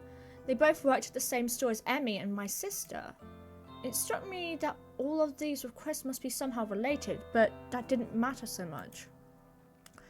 Tracking down Amano and Sakiko's addresses wasn't as difficult as I'd feared. I contacted Tomoe, and she told me she was familiar with the store they worked at. She volunteered to head over there and see if she could access the employee records? How? Apparently the whole job was so easy that she managed to walk in and out in 3 minutes flat. She said that none of the staff even batted an eye as she walked in. She simply strode into the back room, rummaged through the filing cabinet and snapped a photo of the employee contact sheet. What the fuck? I thought I wasn't hungry, now I am. Yes, eat everything. With that information at our disposal, nothing stood in our way of delivering look-alike corpses to their homes. A few hours shared between the morgue and the factory, and it was done. Both Amano and Sakiko killed themselves within an hour of each other. So far, the kill rate of delivering a photo and then a corpse is 100%. I can only imagine the thoughts that must go through someone's mind when they are faced with their own corpse. The looming dread, the hopelessness, the fear of inevitability have proven to be so overwhelming that suicide becomes the only viable option. Because of this development, I finally ruled out the possibility of Corpse Girl's victims being murdered by some mysterious stranger. I only ever invented that theory due to the strange circumstances in which Rui died. After all, she was hung from a scarecrow in an uncannily similar fashion to the corpse photo I invented. Okay, so she was killed in the exact same way as the photo. None of the other victims' deaths since then have made me truly suspect that another party could be involved. All of them have clearly been suicides, or in the case of Ichi, coincidental accident. Ida's death was an outlier since she was likely killed out of self-defense. I'm about 90% certain the Corpse Girl's power lies in the ability to convince victims to end their own lives. There's no third-party murderer acting on her behalf. I mean, that theory wasn't going to work anyway, because how would the third-party murderer know who you're contacting? And I've begun to suspect that the power I hold is now esoteric, arcane force. It's not some supernatural art. It's not witchcraft or sorcery, or some holy power bestowed upon me from on high. The power Corpse Girl holds is simple determination, grit, and resolve. My will to end lives is what drives me to craft convincing corpse photos and deliver look-alike cadavers. That in itself is enough to act as the knife twisting in the victim's side. It's enough to compel those weak of heart and weak of mind to end their lives. It's that all my power ends up being? I'm happy. I'm happy that I can be the instrument that delivers Corpse Girl's justice. Regardless of whether it's through mundane or mysterious methods, this girl needs therapy. She needs so much therapy. As long as victims continue to drop like flies in the wake of Corpse Girl's ascension, I will remain content. What is the end goal? And this is only just the beginning. We're gonna get caught. We're gonna get fucking caught. There are no new requests that I log into Corpse Girl's website this evening. Okay, good. We need a break. I'm strangely okay with that. There's something I want to do before more requests come through anyway. You need to deal with your sister. I'm going to make some updates to the website. A few improvements that will considerably ease the workload placed upon Corpse Girl, Kajiro, and Tomoe. In the website's admin settings, I add a couple of extra data fields to the front page. Instead of just asking for a photo and a phone number, the website now requires a victim's address to be provided. This will ensure that we can successfully deliver a corpse for every request. You are a dumb bitch. Okay, so this is why I think she's dumb. Eventually, the detective is going to find this website and set up a quote-unquote request, and she's just going to get caught by going to the address. This is a dumb idea. In addition, the site now asks for the victim's name. I've always been hesitant about requesting this specific detail. I never wanted to know the names of the people Corpse Girl will kill. It creates familiarity, and I always used to worry that it would prevent me from going through with the request.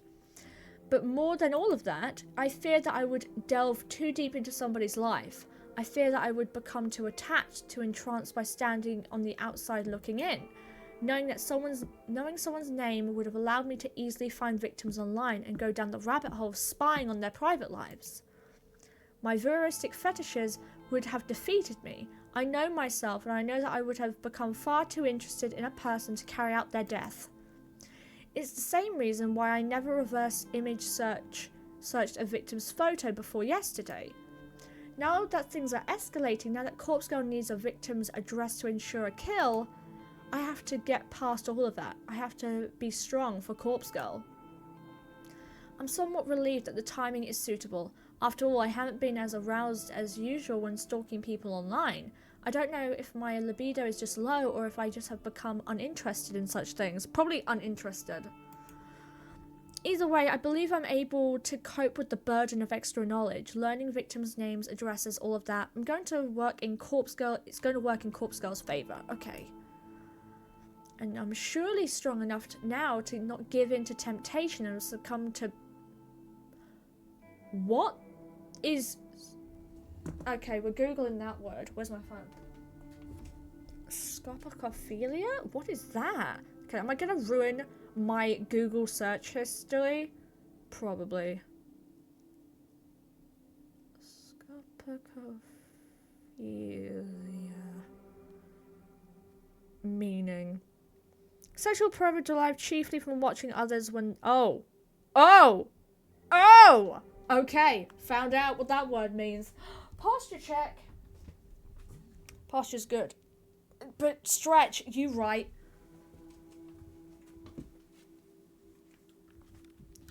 Oh, I forgot to tell you about how the dance class for the object men went yesterday. Yeah, tell me! And here's another weightlifting. Okay, let me stretch first. Oh.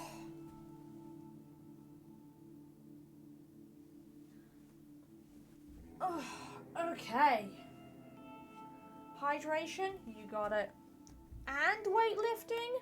Nice.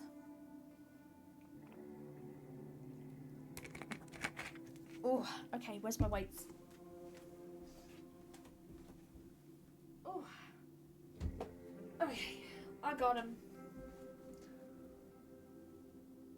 1, 2, 3, 4, 5, 6, 7, 8, 9, 10, 11, 12, 13, 14, 15, 16, 17, 18, 19, 20.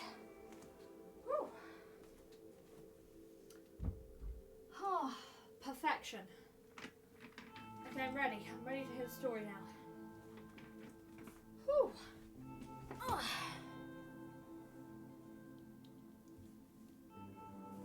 I would do all the workouts, but I don't have the points. I made it so there's no cooldown on any of the workout redemptions because I'm super strong. That and I really don't care. Forcing me to work out, I'm fine with it. Tell me the story. Oh. After adding the victim's name and address fields to the website, I decided to add one final touch. Oh no. There's a particular line of text that describes how the site works I've always liked. It says, your victim will receive a photo of their own corpse shortly before they die. It's concise, it perfectly sums up the intention of the website. However, it needs to be updated correctly to correctly apply to Corpse Girl's new modus. Okay. I changed the line ever so slightly, just enough to make a difference. Your victim will receive their own corpse shortly before they die. Some people might think it doesn't make sense. They'll think that maybe it's a typo or written by someone not familiar with the language. But it is completely intentional. Now that I've made all the changes to the website, I click the save button in the admin panel. I've always wanted to make my own website. Changes are reflected immediately on the front page of the site. Corpse Girl's new and improved request form is online. With that done, I need to simply sit back and wait for some new requests to pour in. And it shouldn't take long before I make my next plan, take my next plan into motion. Yeah, how are you gonna kill your sister? That's what I'm wondering. Does it work on her? Because I finally figured out how my sister can be of use to me after all these years. Damn. She's gonna help me become famous. Yuriko Kurosawa's death will ensure that everybody in Japan knows the name Corpse Girl. Okay, her one is gonna be fucked up. So yesterday was something. The object men.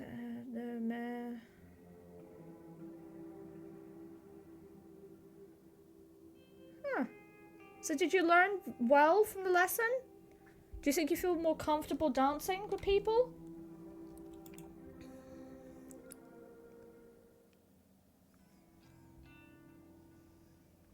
Tuesday morning. Tuesday! I said the word, guys.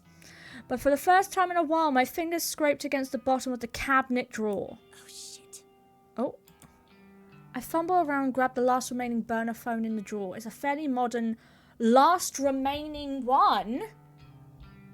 So okay, yeah, we've never had this many requests before, so she's run out of burner phones. It's a fairly modern handset from around 3 years ago. These newer models never retain their battery charge for more than a month or so when they've been inactive. Thankfully, it's a generic charger. So I quickly plug it into the kitchen outlet and wait for it to return to life. There ain't no way.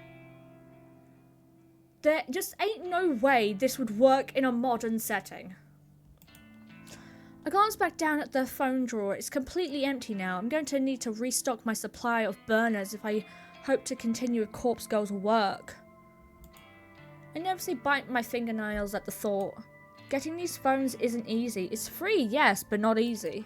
And if I get busted trying to lift a stack of them, that might very well be the end of me. I'll have to obtain as many new phones as possible at some point today. Once Corpse Girl kills my sister, my website is going to explode with new requests. How is this one going to be different? I need to be as prepared as possible. What is she going to do? I decide to finish getting ready for work while the burner charges. As much as I'd like to simply skip out and deal with my sister, I need to pop into the office. Yeah, you got work. Missing too many days is going to lead to getting fired, and that might compromise my mission. Might? I take my medication, I apply my makeup, I pack my handbag. Nice. It's all so mundane, but it's so necessary. Each day is the same routine. There's comfort to be found in that, especially for someone like me, but sometimes I remember the excitement of finding myself in new situations. Even if those situations end up with me lying in the muck of a bathroom floor or against the stone tiles of the morgue. When I'm ready to leave the apartment, I snatch the burner phone up and check the battery. It's about 40%. That should be plenty. I stash it in my handbag so it's ready for action when the time comes. I'm out the door at the same time as every other day. There you go, Pam. Work it.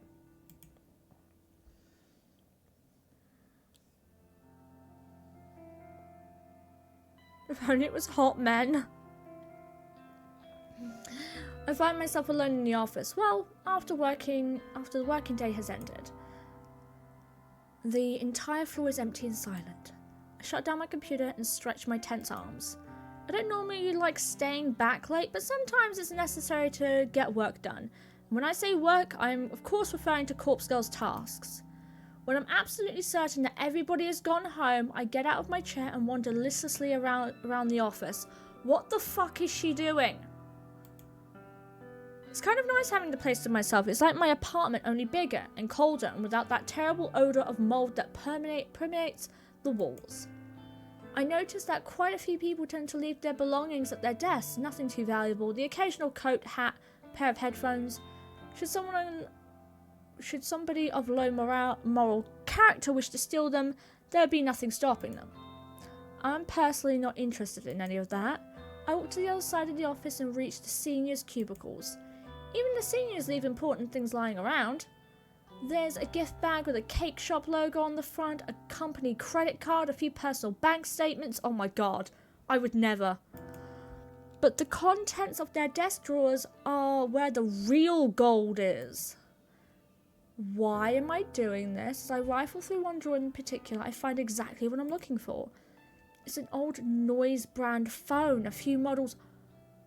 You're gonna steal the burner phones from work? That's a stupid idea! A few models earlier than my own. It slips into my handbag right alongside the burner phone I brought from home. I close the desk drawer gently and trapeze into the next cubicle. The top drawer here contains a flip phone. They're gonna check security cameras! A familiar classic, it serves me well into... Oh my god!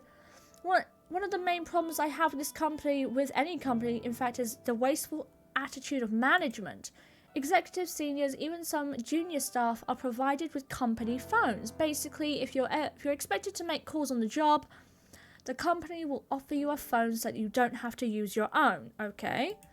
However, with the rapid evolution of modern technology, phones often find themselves replaced or upgraded well before they cease functioning, and the management doesn't care about recycling or repurposing unused, obsolete phones. Okay, that makes way more sense. Why we're stealing these. The device simply drifts to the bottom of the drawers or storage cabinets, destined to become forgotten within moments. Okay, she's not that stupid then. Am I really doing the wrong thing by taking these phones off the company's hands. It's not like I'm stealing personal property from employees. I'm only taking what the company is likely to write off as a business expense. And this is a multi-billion yen company. Are they really going to miss the odd, outdated device? Well, if you go from one desk to the other and just swipe them, probably. I justified this to myself long ago, ensuring these phones are used for a bigger purpose, and there's nothing bigger than fulfilling Corpse Girl's ambitions. She's so stupid. Zenith! Zenith, she's dumb! Zenith! As I swipe the fourth and fifth phone, I hear the ding of the elevator across the office floor. Shit. Shit. Someone's here. I need to get away from the cubicles without being seen. Noriko, is that you? I must have ducked down a second too late because the voice identified me correctly. I scuttle forward on my knees just a little bit so that I'm not so close to the cubicles.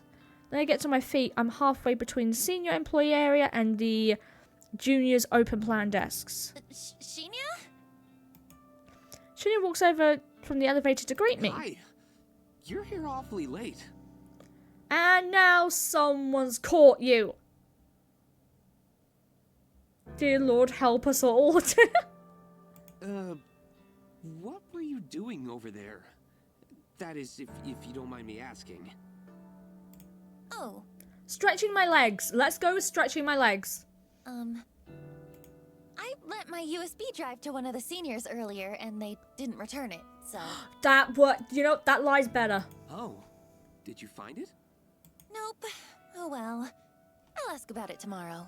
No, you should have said yes. Yes, you did. I could help you look if you like. No, you should have said yes.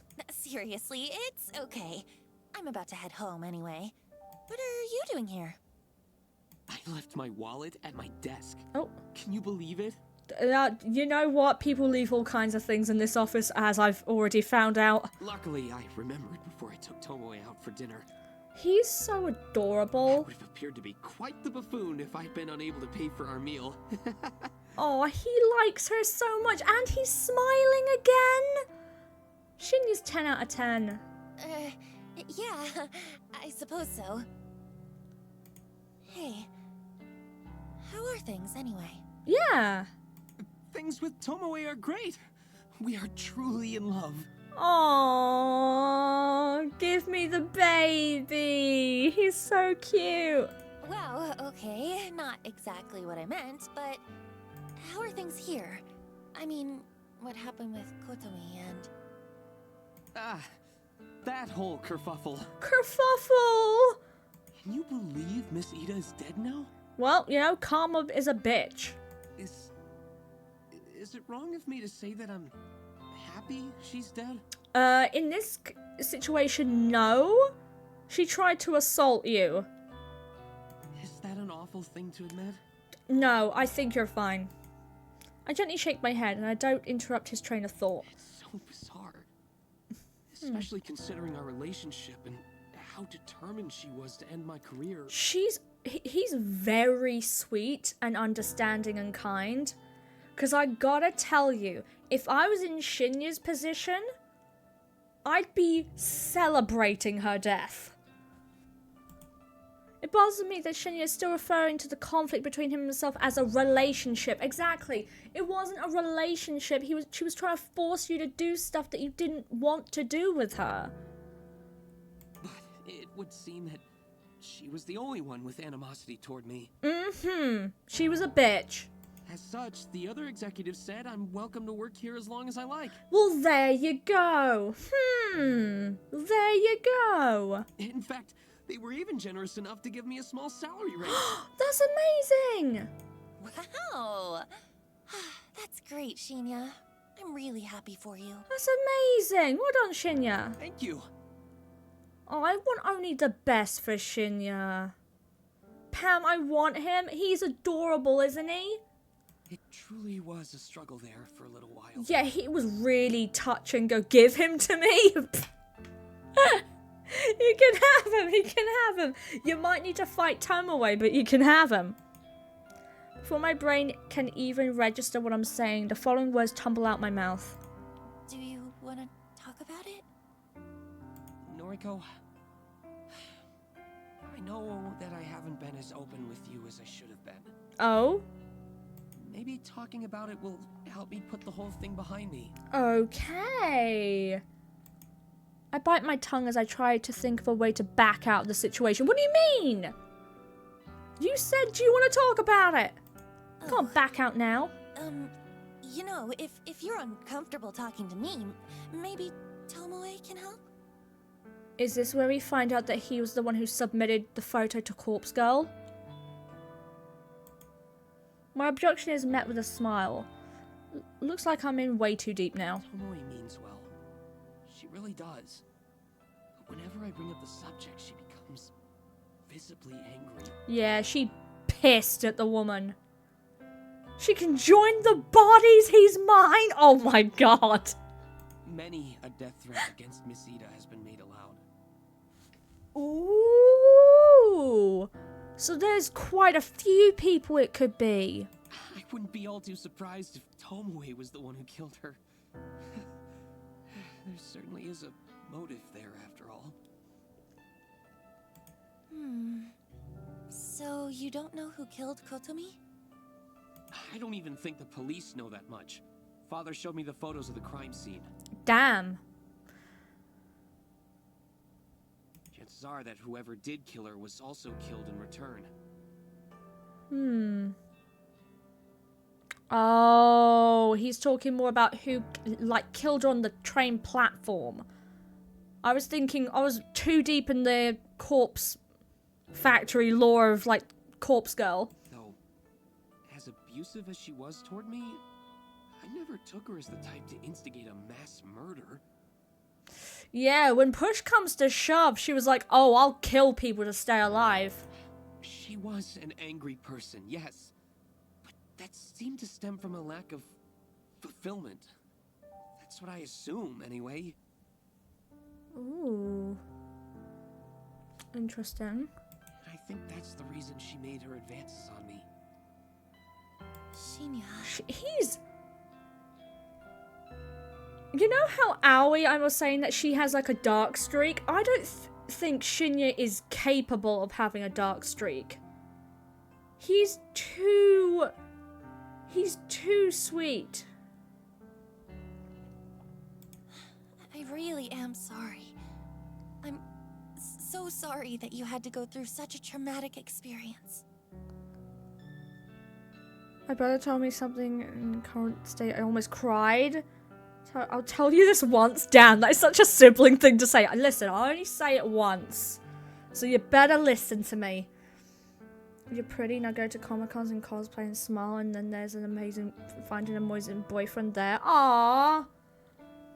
It's such a sibling thing to say. Listen, I'm gonna say it, but don't make like a big deal out of it. Yeah, I feel like Shinya is so nice. And he's handling this shockingly well. I thought I was going to lose everything. Yeah, so did I for a second there. My job, my relationship. Miss Ida threatened to steal it all away from me.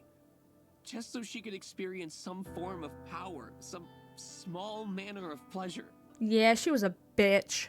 Why do people do those things, Noriko?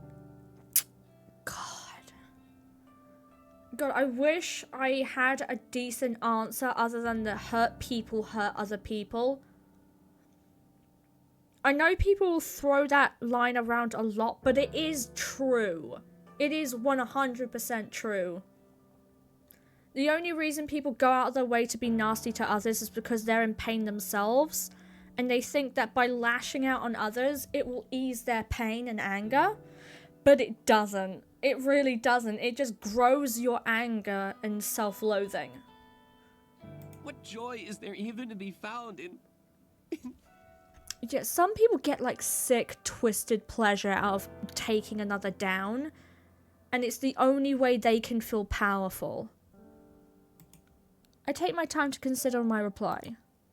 I'm probably not the best person for him to have this conversation with, but all things considered, it does seem to be helping him come to terms with things. Shinya, what you went through with Kotomi, What she did to you?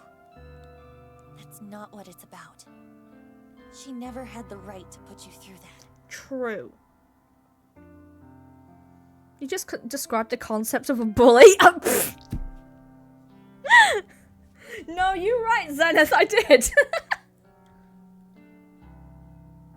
I hope that one day, when you're comfortable and feeling healthy, I hope that you can make some good memories with Tomoe.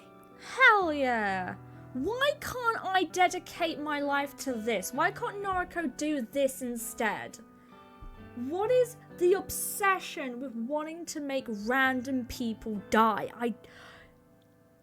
Yeah, it does stem to the same idea of hurt people, because the little we know about Noriko is her childhood was abusive. She got physically and mentally abused at school, but going so far as to wishing death on random people is a bit insane. It's not even a case of I want revenge on the people that hurt me. It's I'll kill anybody. I've got two types when it comes to men. Puppy.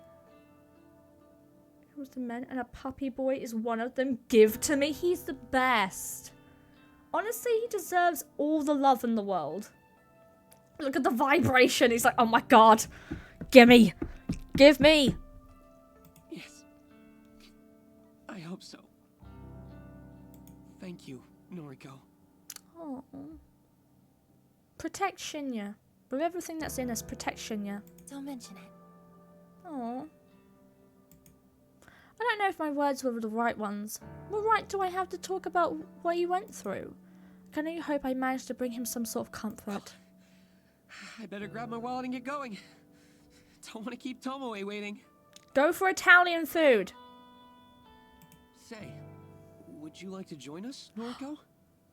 Yes, do it. I know she won't, because she's got plans with, like, trying to kill her sister. But I do want her to go. Not Claudia. There's so many names. Claudia! How you doing? How are we doing? We're doing fabulously. I hydrated. I did a mini workout. We're diving into the psychological problems of Noriko. Everything's going well. How have you been? How's life treating you? Have you had a snacky? Have you hydrated? Have you felt the sunlight on your face yet? Are you hungry at all? She's always hungry. Oh, I don't want to intrude on your romantic evening. It's no trouble, really. Maybe next time. I have some things I need to do tonight. Yeah, she's got big plans on killing her sister. I want the puppy boy. Okay, no problem. I can definitely see, like, his model being a really nice VTuber model. Well, see you later. See you. Shinya takes off toward his desk. I breathe a sigh of relief as I hoist my handbag up from the ground, feeling the reassuring weight of my newly acquired burner phones. I enter the elevator and give a polite wave to Shinya as I close the doors. As the doors close. We're not closing them, they're automatic. Don't worry, no classes today, so I was chilling, working on emotes, and I ordered food! Describe the food. Describe the food slowly, nice and slow, with, like, sexy jazz in the background. Oh? We haven't been on this street in a long time. Oh! Okay, I know I love Tomoe, but I love this image of her on the phone. I love that all of them have their own, but hers is the only one that's, like, facing towards the camera. She looks so pretty. Oh, and Pam, to answer when you asked if I had a snacky, I've only eaten ooh, what kind of donut? Only had a donut today? Okay, have another snacky, okay? Have like 2 snackies and a drink. But what kind of donut was it? Was it like a jammy filled donut? Was it custard? Is it a classic ring? Just a Subway? Oh. Never had it and my friend said it's good. Full of veggies and some veggie patty. Oh. Yum.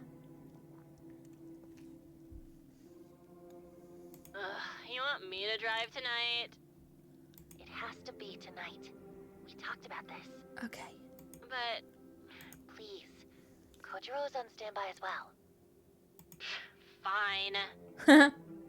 She's so pretty. Not like I've been dying to bring Shinya back to my place or nothing. Oh yeah, they haven't, you know, they haven't had their first time together. Don't push Shinya.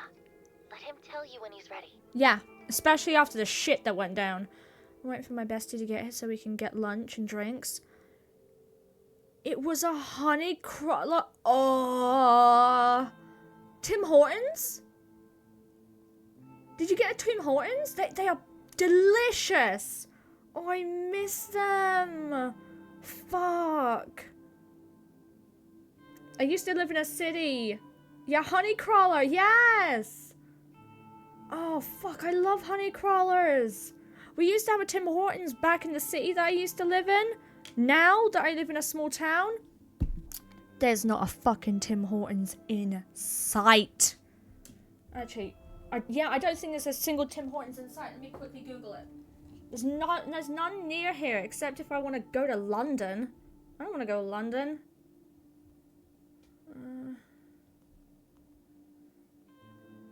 Nearest Tim Hortons. How far away? Oh yeah, it's London. It's straight up London. That sucks. Ugh. Okay, if I ever make a big trip to London for like different, if I have like a big go to London, go to a bunch of different places, I'll definitely hit up a please take me to London, I miss it. Oh, it's such a big city. Am I the only one who, when you have to travel to a big city, you get fucking exhausted so quick? I'm not even walking around that much. Not much more than I usually do on a daily basis. It's just everything around me makes it way more exhausting. I just don't have the stamina for a big city, you know? Yeah, I know. Look, I'll probably be out of the restaurant in an hour. That cool? Yes. Thanks. Bye! Bye! I love Tomoe. She's my favourite. I'm somewhat that way. True, to be honest. I mostly miss just England rather than London itself. Aww! I guarantee that England misses you too. I look down the street and my gaze aiming directly at the restaurant Tomoe is currently seated at with Shinya. I'll need to kill an hour around here. Whoa! Careful with the word kill. But what is there to do? Hey, isn't Aoi's cafe here? I'm not exactly keen on the idea of window shopping. I don't even want to be here, but standing in one spot as dozens of people walk by is really nerve-wracking. I could go visit Aoi at the maid cafe, but then I'd have to pay the table charge to enter. And it's probably be pretty weird to be served by girls in maid costumes. Not really my thing. As I glance around, I notice a 24-hour manga cafe at the end of the street. Also, you say crawler wrong? Wait, what? How's it pronounced?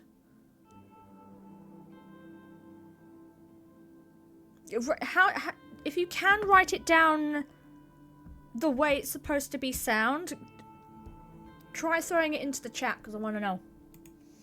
That could actually be perfect. I could rent a quiet space for a few hundred yen and just read a book until it's time to go. That's kind of cool. No one there to bother me. That's nice. We haven't got anything like that around here. In fact, the only person I need to speak to is the attendant at the counter. What's that? It's a fucking amazing donut. Let me see if I can bring up a photo and put it in the chat.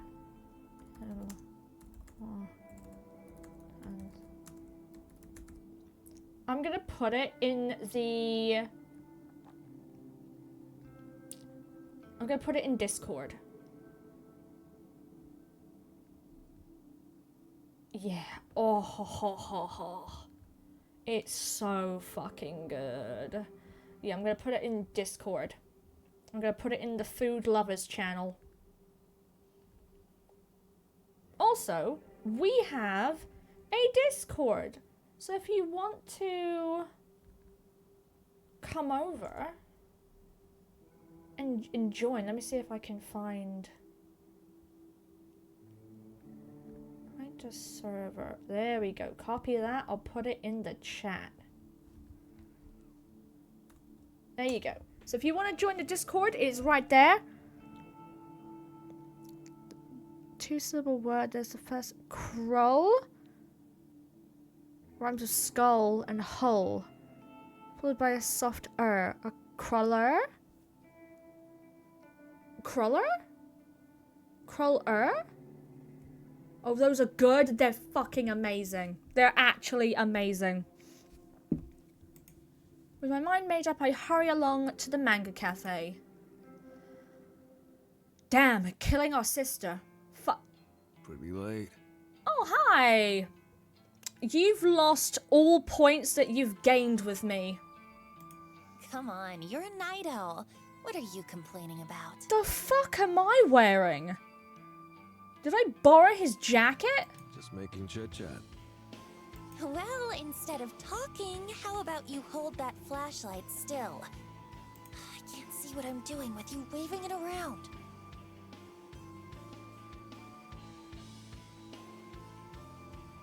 It means nests. Oh, that's cute. Yes, ma'am. Yeah, damn right. I'm nearly done anyway. Fucking Yuriko. This wouldn't be so difficult if she didn't have different haircuts in every single photo on her profile. I'm just going to have to estimate the length of her hair for now. The corpse on the table in front of me looks like an uncanny clone of my sister. I don't know how that works. I think cruel and a soft O. Crueler? Crueler! Yeah, you right. That's the best I got without saying it to you. Crueler! I snip away a little more hair from her fringe, then put the scissors aside. How is it? Okay. I need to throw some of my, realism out the window for the story, but it just seems weird. It just seems weird that this actually works. Two must be close. You have no idea. The opposite. Yeah, we're close in one aspect, and that's DNA. Makeup's done. Look, we're all wearing the jackets. Thanks. Looks good. Tomori beams as she puts the cap back on the lipstick in her bag. I think we're done. Can you zip up the bag? I really need to wash my hands. You got it, boss. I step away from the corpse and plunge my hands into ice-cold bucket of water on the factory floor. I have to admit that we've become pretty good at this whole thing. It's just a week or so, and we've managed to refine our art and synchronize our duties. Nice! I love how she always tries to keep a boob window. I love her for that. She's like, I know that the window needs to be open at all times. The window to the bakery is always open. Okay, load her in the van. I'm going to send the corpse photo now. Hell yeah. You sure about this? You think she's gonna be awake this time of night? I'm positive. This is the best time to do it. According to her noise feed, Yuriko Kurosawa is currently attending a massive party. I'm sure the venue will be packed to the brim with her scumbag friends. She's been posting about it for days. It wasn't hard for me to find out all the information I needed since whoever organised the party posted it as a public event. Yuriko is about to receive a photo of her own corpse. And in less than an hour's time, she's going to receive her carbon copy corpse in a body bag in front of at least 100 people. This is how it's gonna be bigger than the other ones. Yuriko is Noriko's sister? Yeah, it's her older sister. They used to be super abusive to her when she was growing up. The massive panic that will break out is sure to be hilarious. I don't want to miss it, and I don't want to miss my sister's final moments. How is that going to work?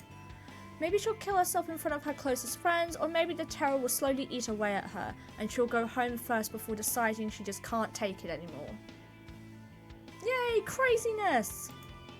I'm happy with either result. She's actually going to get what she deserves. I hate her so much. She's a low-life degenerate, a delinquent, the utter scum of the earth. And she never calls me. Why would she? I doubt she remembers I even exist. Ready to go? Hell yeah, let's go. I snap out my thoughts and look at the phone that I've been subconsciously holding in my feeble grip. It's the burner I picked up from home earlier this morning. Yuriko's corpse photo is glowing on the screen, ready to be launched into the network. I hit send. Okay. Kojiro nods and holds the zipped up body bag onto his shoulder. This isn't gonna work. There's too many witnesses to it. The weight of the cadaver inside causes him to stumble a little, but he regains his balance and shuffles towards the factory entrance.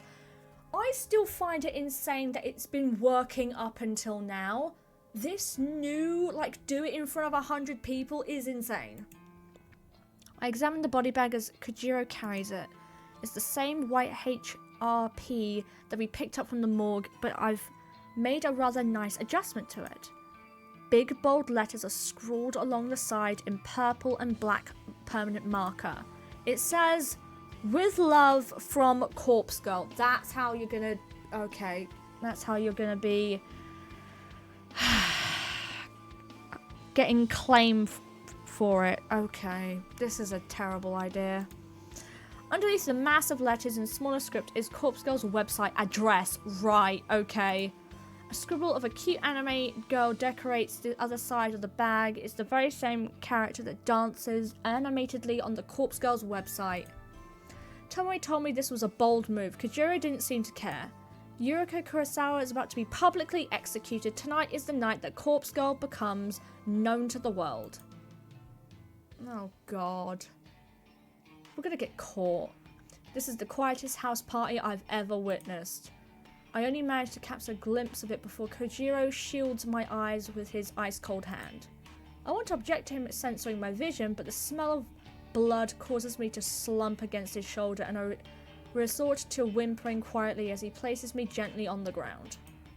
The vision of the house party from hell is still vivid behind my closed eyes. What?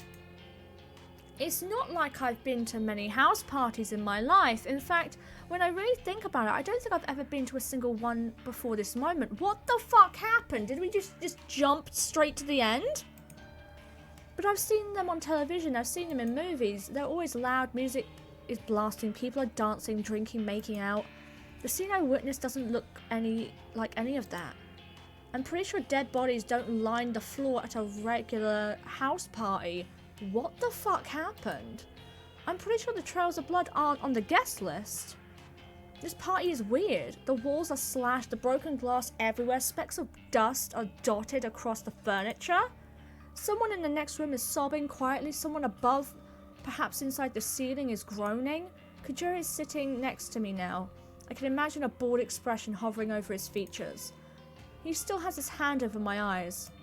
He taps the fingers of his other hand against the body bag beside him. His digits drum out a rhythmic beat upon Yuriko Kurosawa's clone, still zipped up and sealed inside her temporary coffin. Did another serial killer get to her first? Get to all these people? I think Tomoe is still in the van. She said something about not wanting to get messed up.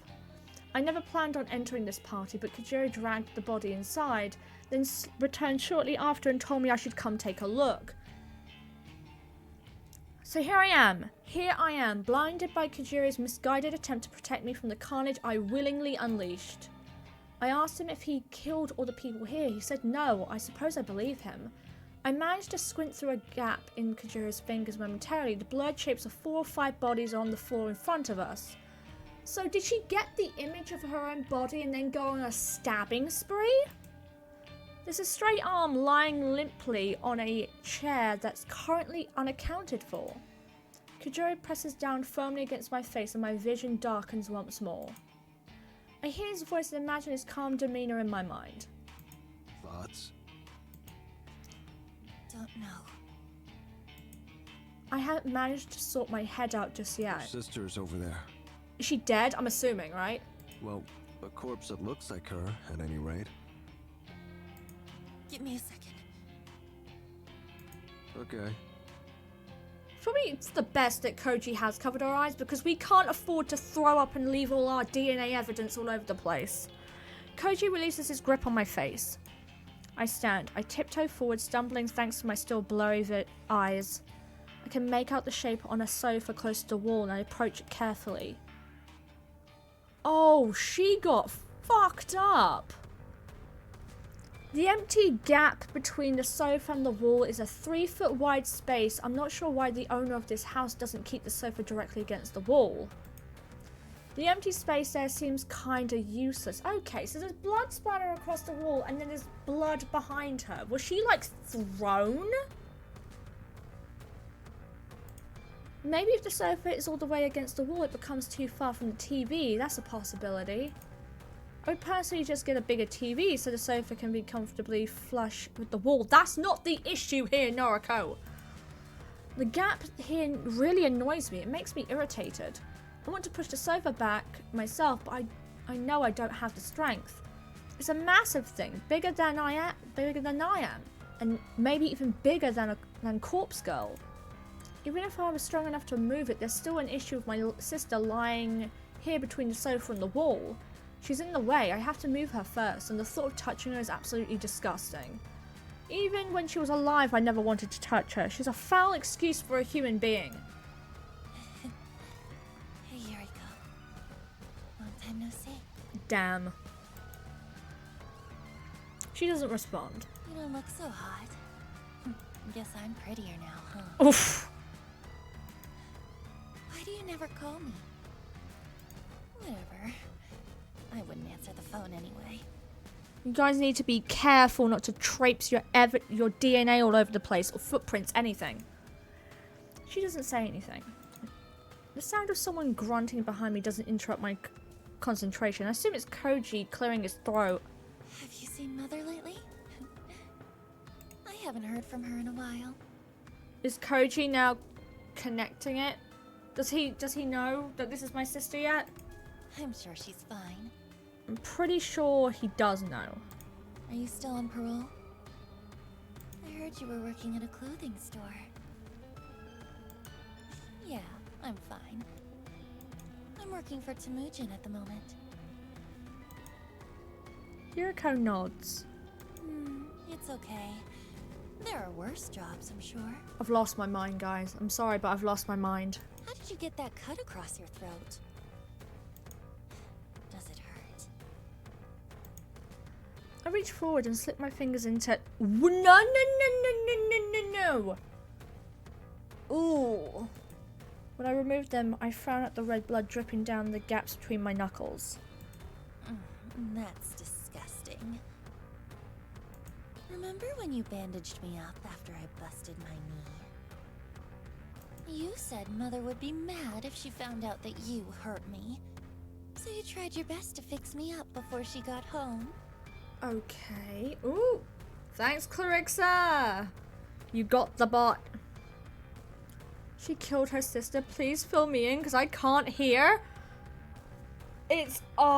Yeah, she finally killed her. Fuck off, bot. She found out, though. I think she's going to find out about this, too. There's no way you can keep this from her, Yu. Yuriko smiles gently. Yeah, I've fully lost the plot. I wipe the blood onto my skirt. Oh? Him? That's Kojiro. He's a friend. No, there's nothing between us.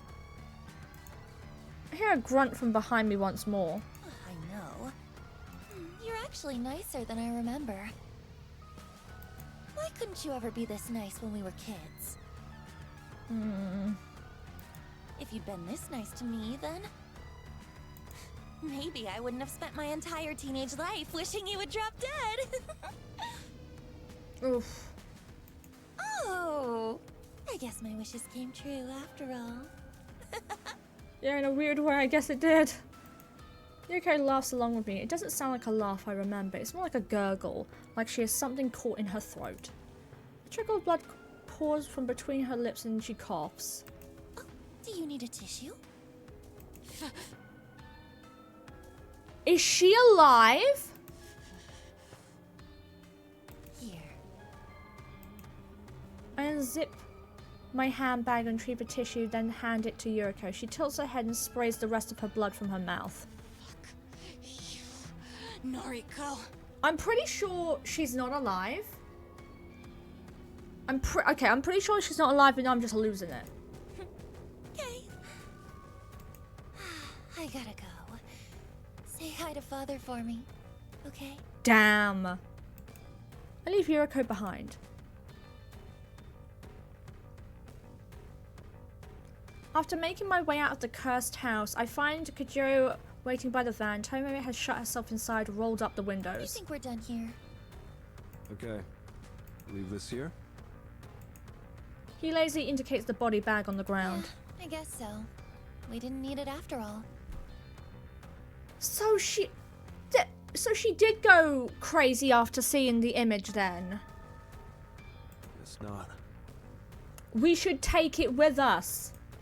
Kajiro slaps his broad hands across his trousers, dusting them off. He cocks his head to the side and stretches his limbs. I make an attempt to reach for the van's door, but Kajiro stops me. Not curious about what happened? I am. Only a little. She's dead, though. Or dying. That's all that matters. You're not even gonna be sure that she's dead? Oh, actually, give me 1 second. I quickly dart back inside the house. Oh, what are you gonna do, you dumb bitch? Gonna make sure she's dead. I weave across the room and duck behind the sofa once more. Yuriko is silent and unmoving. I do my best to push her body to the side with my skeletal arms. She budges an inch or two, and I find what I'm looking for. Her phone, buried between her arse and the carpet. I turn on the screen and find there's no fingerprint or passcode log. You are putting your evidence all over the body. My goodness. The photo of Yuriko's corpse, the very same photo that I sent her earlier, is still on the I screen. guess she did receive the photo then. Maybe that's all it took this time. She must have been pretty freaked if she killed all the people here. This is like the Kotomi Ida situation all over again. My voyeuristic tendencies flare up and I decide to look through the rest of her photos. Oh my god, you're so dumb! I swipe across the screen just once and nearly jump out of my skin. Yuriko received a photo right before she received the one I sent. It arrived 10 minutes before my photo. Another image of a corpse. Stab Shuji at the party. There's a copycat? Another photo depicting her death, but it's completely different from the one I crafted. What the fuck? Someone else sent Yuriko a photo of her own corpse only 10 minutes before I did? Did she really kill her sister? She's going to prison? Oh no, she hasn't gone to prison for any of the others. Yuriko received a corpse photo from somebody else? What is going on? I examined the photo in detail. It's well made, just like my own work. If I didn't know any better, it would be easy to assume that I made this. But what stands out the most is the writing on the bottom of the image. It simply says stab Shuji at the party. Stab Shuji at the party? Who the hell is Shuji? Who is he here? Is he one of the dead bodies scattered around this accursed house? I quickly discard the thoughts of Shuji. A more important question has come to my attention. Is someone else crafting corpse photos and sending them to people? Does Corpse Girl have a copycat, an imitator? But why target Yuriko? Why target somebody whose death was requested through Corpse Girl's website? I can't process this right now. It's already past midnight and I'm utterly exhausted. I shove Yuriko's phone into my handbag and get the hell out of there. Interesting. You're gonna take the phone?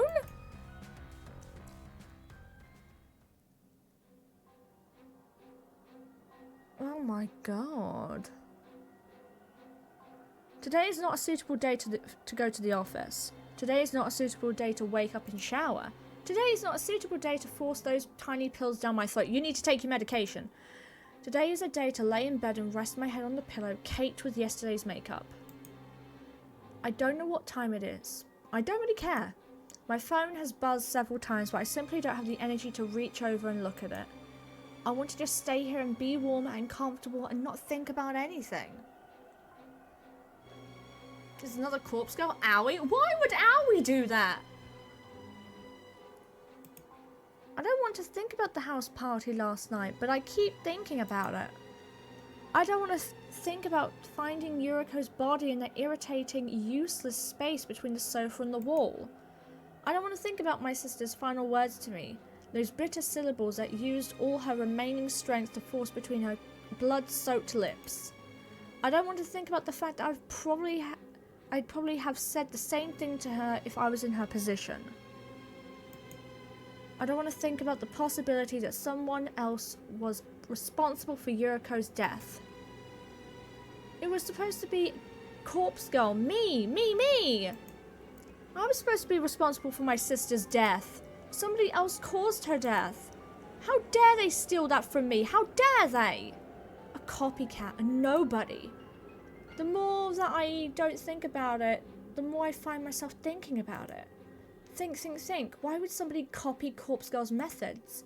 How would somebody copy Corpse Girl's methods? Corpse Girl is mine. Corpse Girl belongs to me. I'm not infamous enough yet to have an imposter. Surely I'd be kidding myself with delusions of grandeur to think that I've earned an imitator.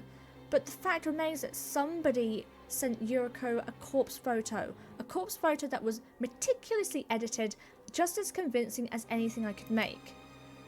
And those instructions, stab Shuji at the party. Stab Shuji. Did Yuriko do it? Did she pull a knife and slit Shuji's throat? What about the other people at the party lying cold on the floor? Did she kill them as well? Did Yuriko imitate Kotomi Ida's final moments and cut down a swath of people, all in an effort to spare her own life? And then, who turned the knife on Yuriko? Someone acting in self-defense? Did she kill them too? There are too many questions and not nearly enough answers to satisfy my hungry mind. In an effort to find a silver lining in the whole situation, I think about how Kojiro left the body bag at the party. Hopefully the police will discover the corpse and link Corpse Girl to the murder scene. Her name and the website are written all over the HRP, after all. Everything might work out. As long as Corpse Girl claims the credit for the deaths, my popularity still has a chance to skyrocketing. My website will be inundated with new requests from people begging for me or Corpse Girl to kill on their behalf. Yes, last night's slaughter may actually be the best thing that could have happened. I'll happily still credit to propel Corpse Girl's name into the stars. Pam, I want to see the emote I got from the hype train. Yes, I want to see it. I'll roll over and bite my pillow until it's soaked through with saliva, blood, and I scream until my lungs give out. Oh god. I'm losing my fucking mind, guys. Oh my goodness! Rage out? Oh my god. Ooh. Big stretch. Oh, we hit 3 hours. Oh, let me save my progress.